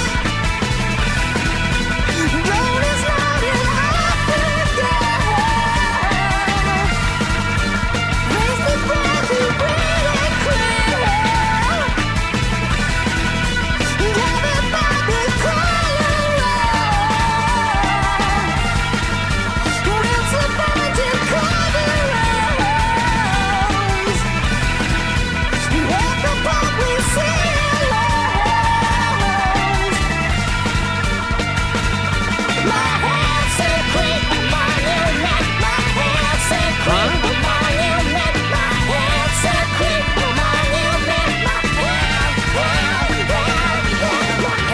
say creep, my monument. My hands say creep, my monument. My hands say creep, my monument.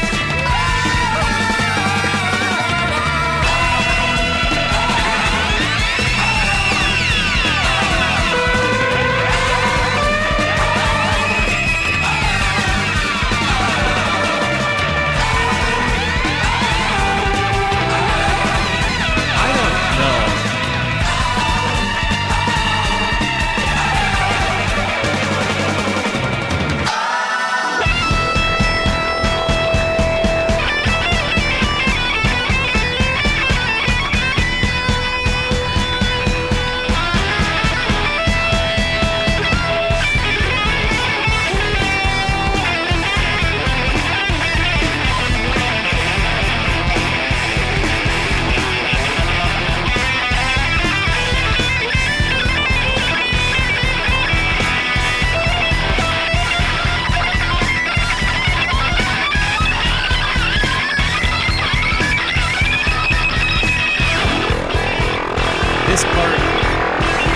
This part up until the whoa moment kind of reminded me of La Via Strangiato or Strangiato, however you might want to say it, by Rush.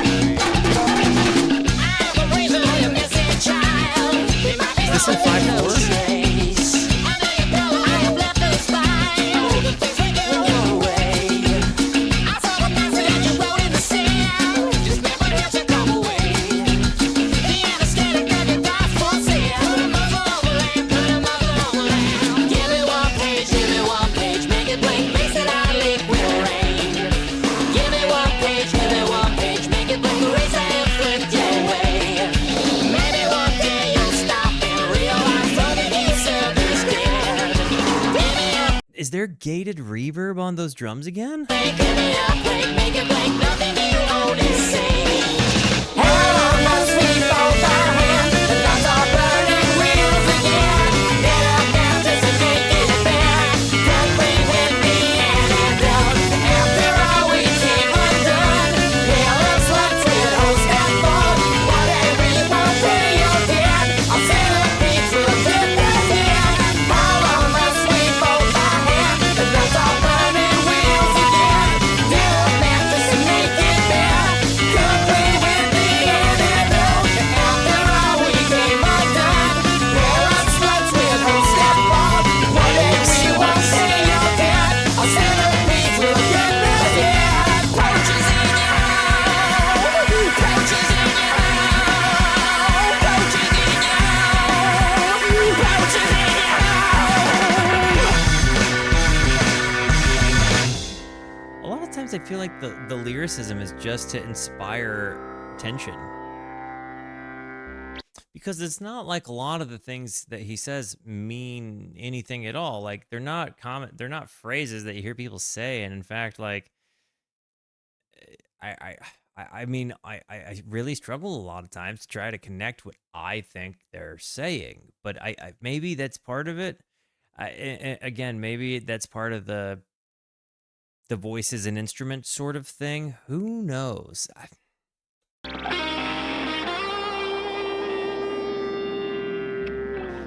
Last song, right?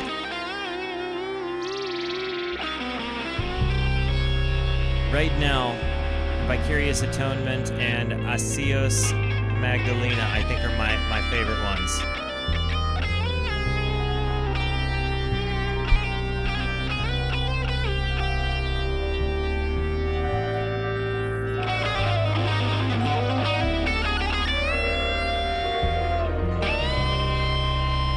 Love that sound.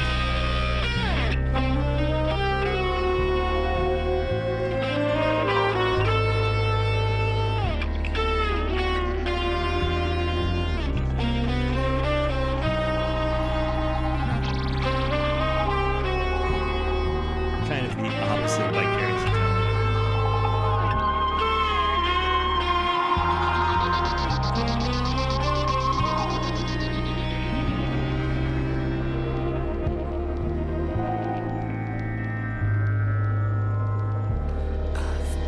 Drinking Black Mirror again. The closer we pour, Huh? I needed to touch your lips. There's a little... The nail in my heart. The night that you caught me, a coffin did walk. I fell at your mercy.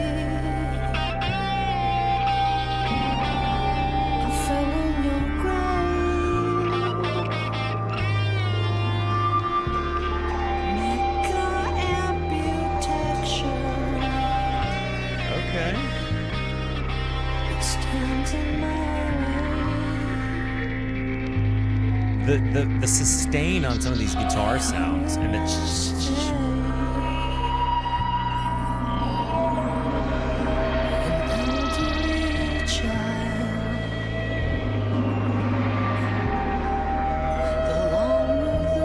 there's certainly an intentional tension to this. To the death that I find.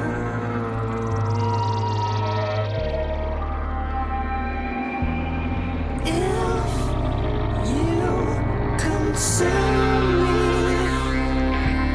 I will not let you I like that. you walk right through me. My voice will taint your throat. What is Blessed be the wrong I've done.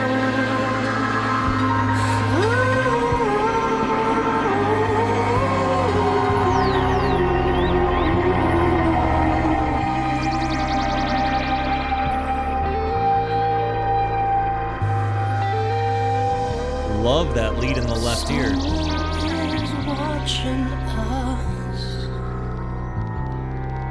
Someone has found fluorescent liquor. You kind of... There's kind of this doon kind of thing happening on the bass. And I feel like a lot of the, like, kind of the melody is happening through ambience. Black and white tile. Why do you call them? If your kingdom won't come, the younger I stay. Forever I run.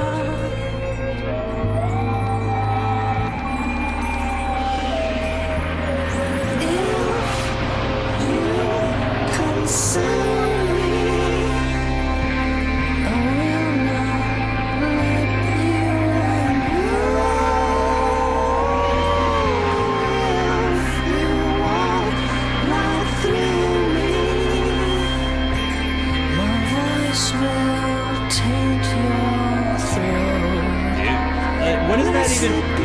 But what do you think the voice will taint your throat means, right? Like, this is one of those moments where I feel like we're hearing lyrics as like a method of instrumentation and not necessarily as a meaning. And maybe I'm totally missing something, so do let me know.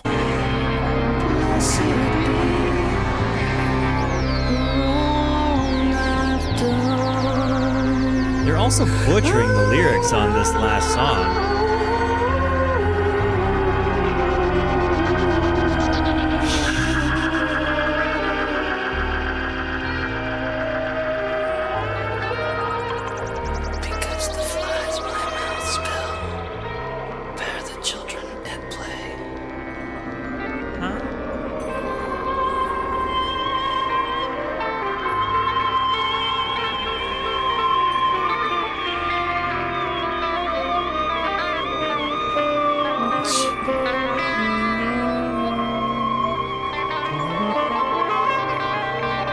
Yeah, Tidal has the lyrics butchered, not the band. What I'm saying is the lyrics have been incorrect at various parts of this, and I'm like, come on, Tidal, get it right. Because I can hear them saying different things.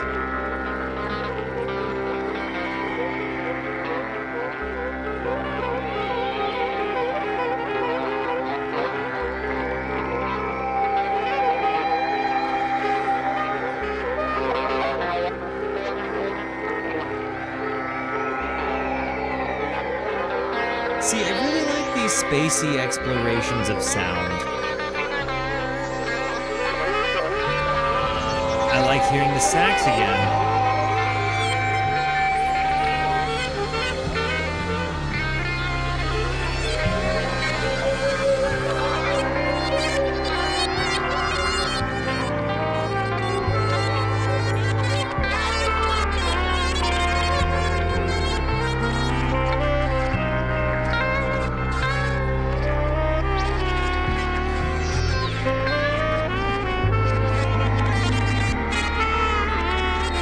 Some of the sounds, like, I feel like they're just kind of making with the intention of being bombastic.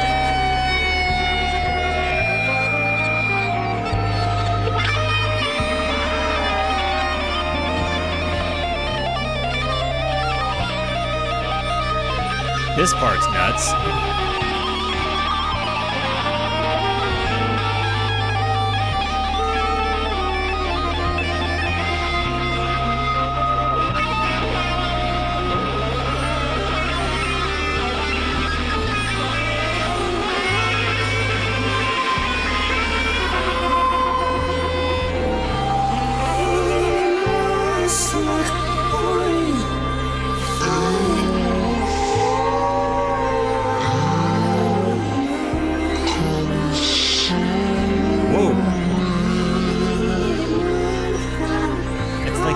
Did nitrogen.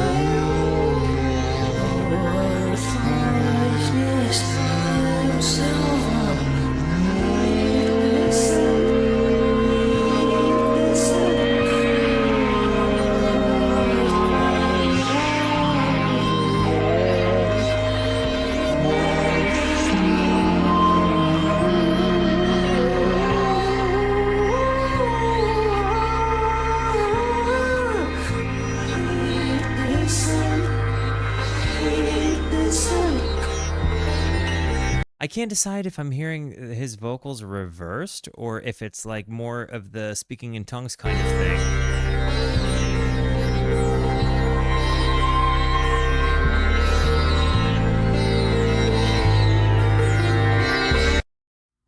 And it just hard cuts to end it. Ugh. It just hard cut to end it.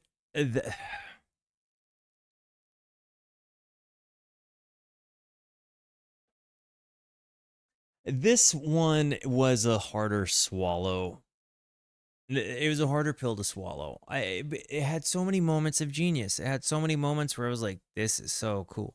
It had other moments where it was like the mustard was the intention. It had other moments where it's like, the fire hose of sound thing I said, but it had like one of my favorite Mars Volta songs, the period, like the Asilos Magdalena, was incredible.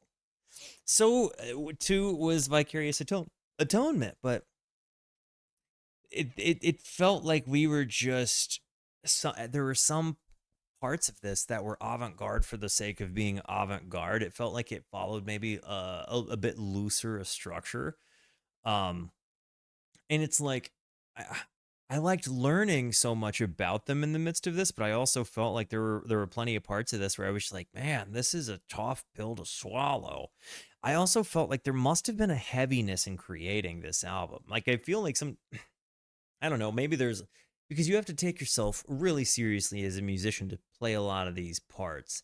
And it's not easy music. Like it clearly wasn't easy to play on guitar. It clearly wasn't easy to drum. It clearly wasn't easy to play bass to, and the vocals. I mean, come on.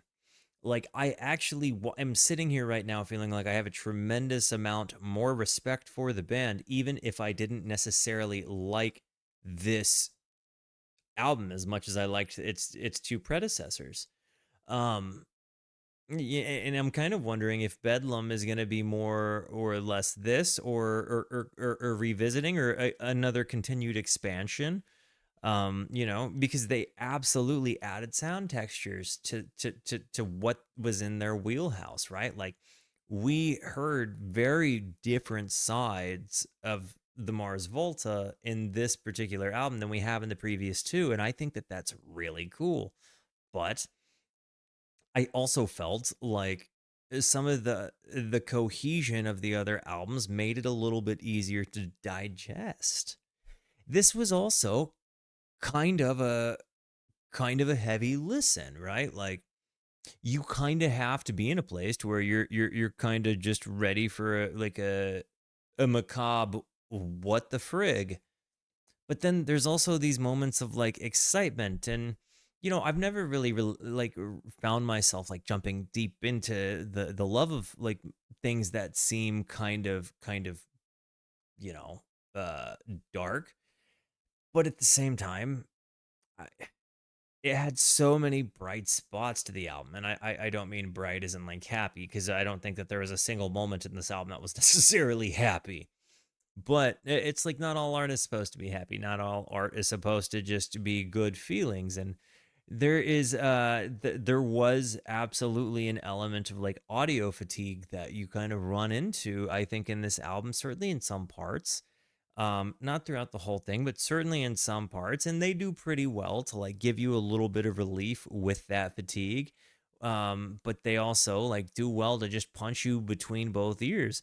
I mean, I don't know that there are that many bands that are as good at playing with sound as these guys are. Like the way that they incorporate the stereo spectrum is absolutely unreal. I guess I'm kind of just throwing out the big word vomit, like the pros and cons in my brain, um, right off the top. But all in all, I would say I'm kind of 50-50 on that album. And when I look at the songs that I liked, I mean, admittedly, 3 of 8, so it's not like, not that means everything, but or anything really.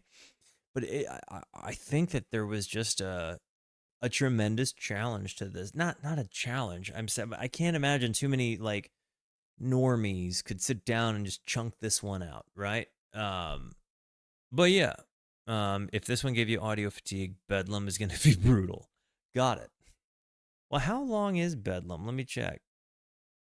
It's another 75-minute album. Okay. So yeah, it's definitely going to be another kind of adventure.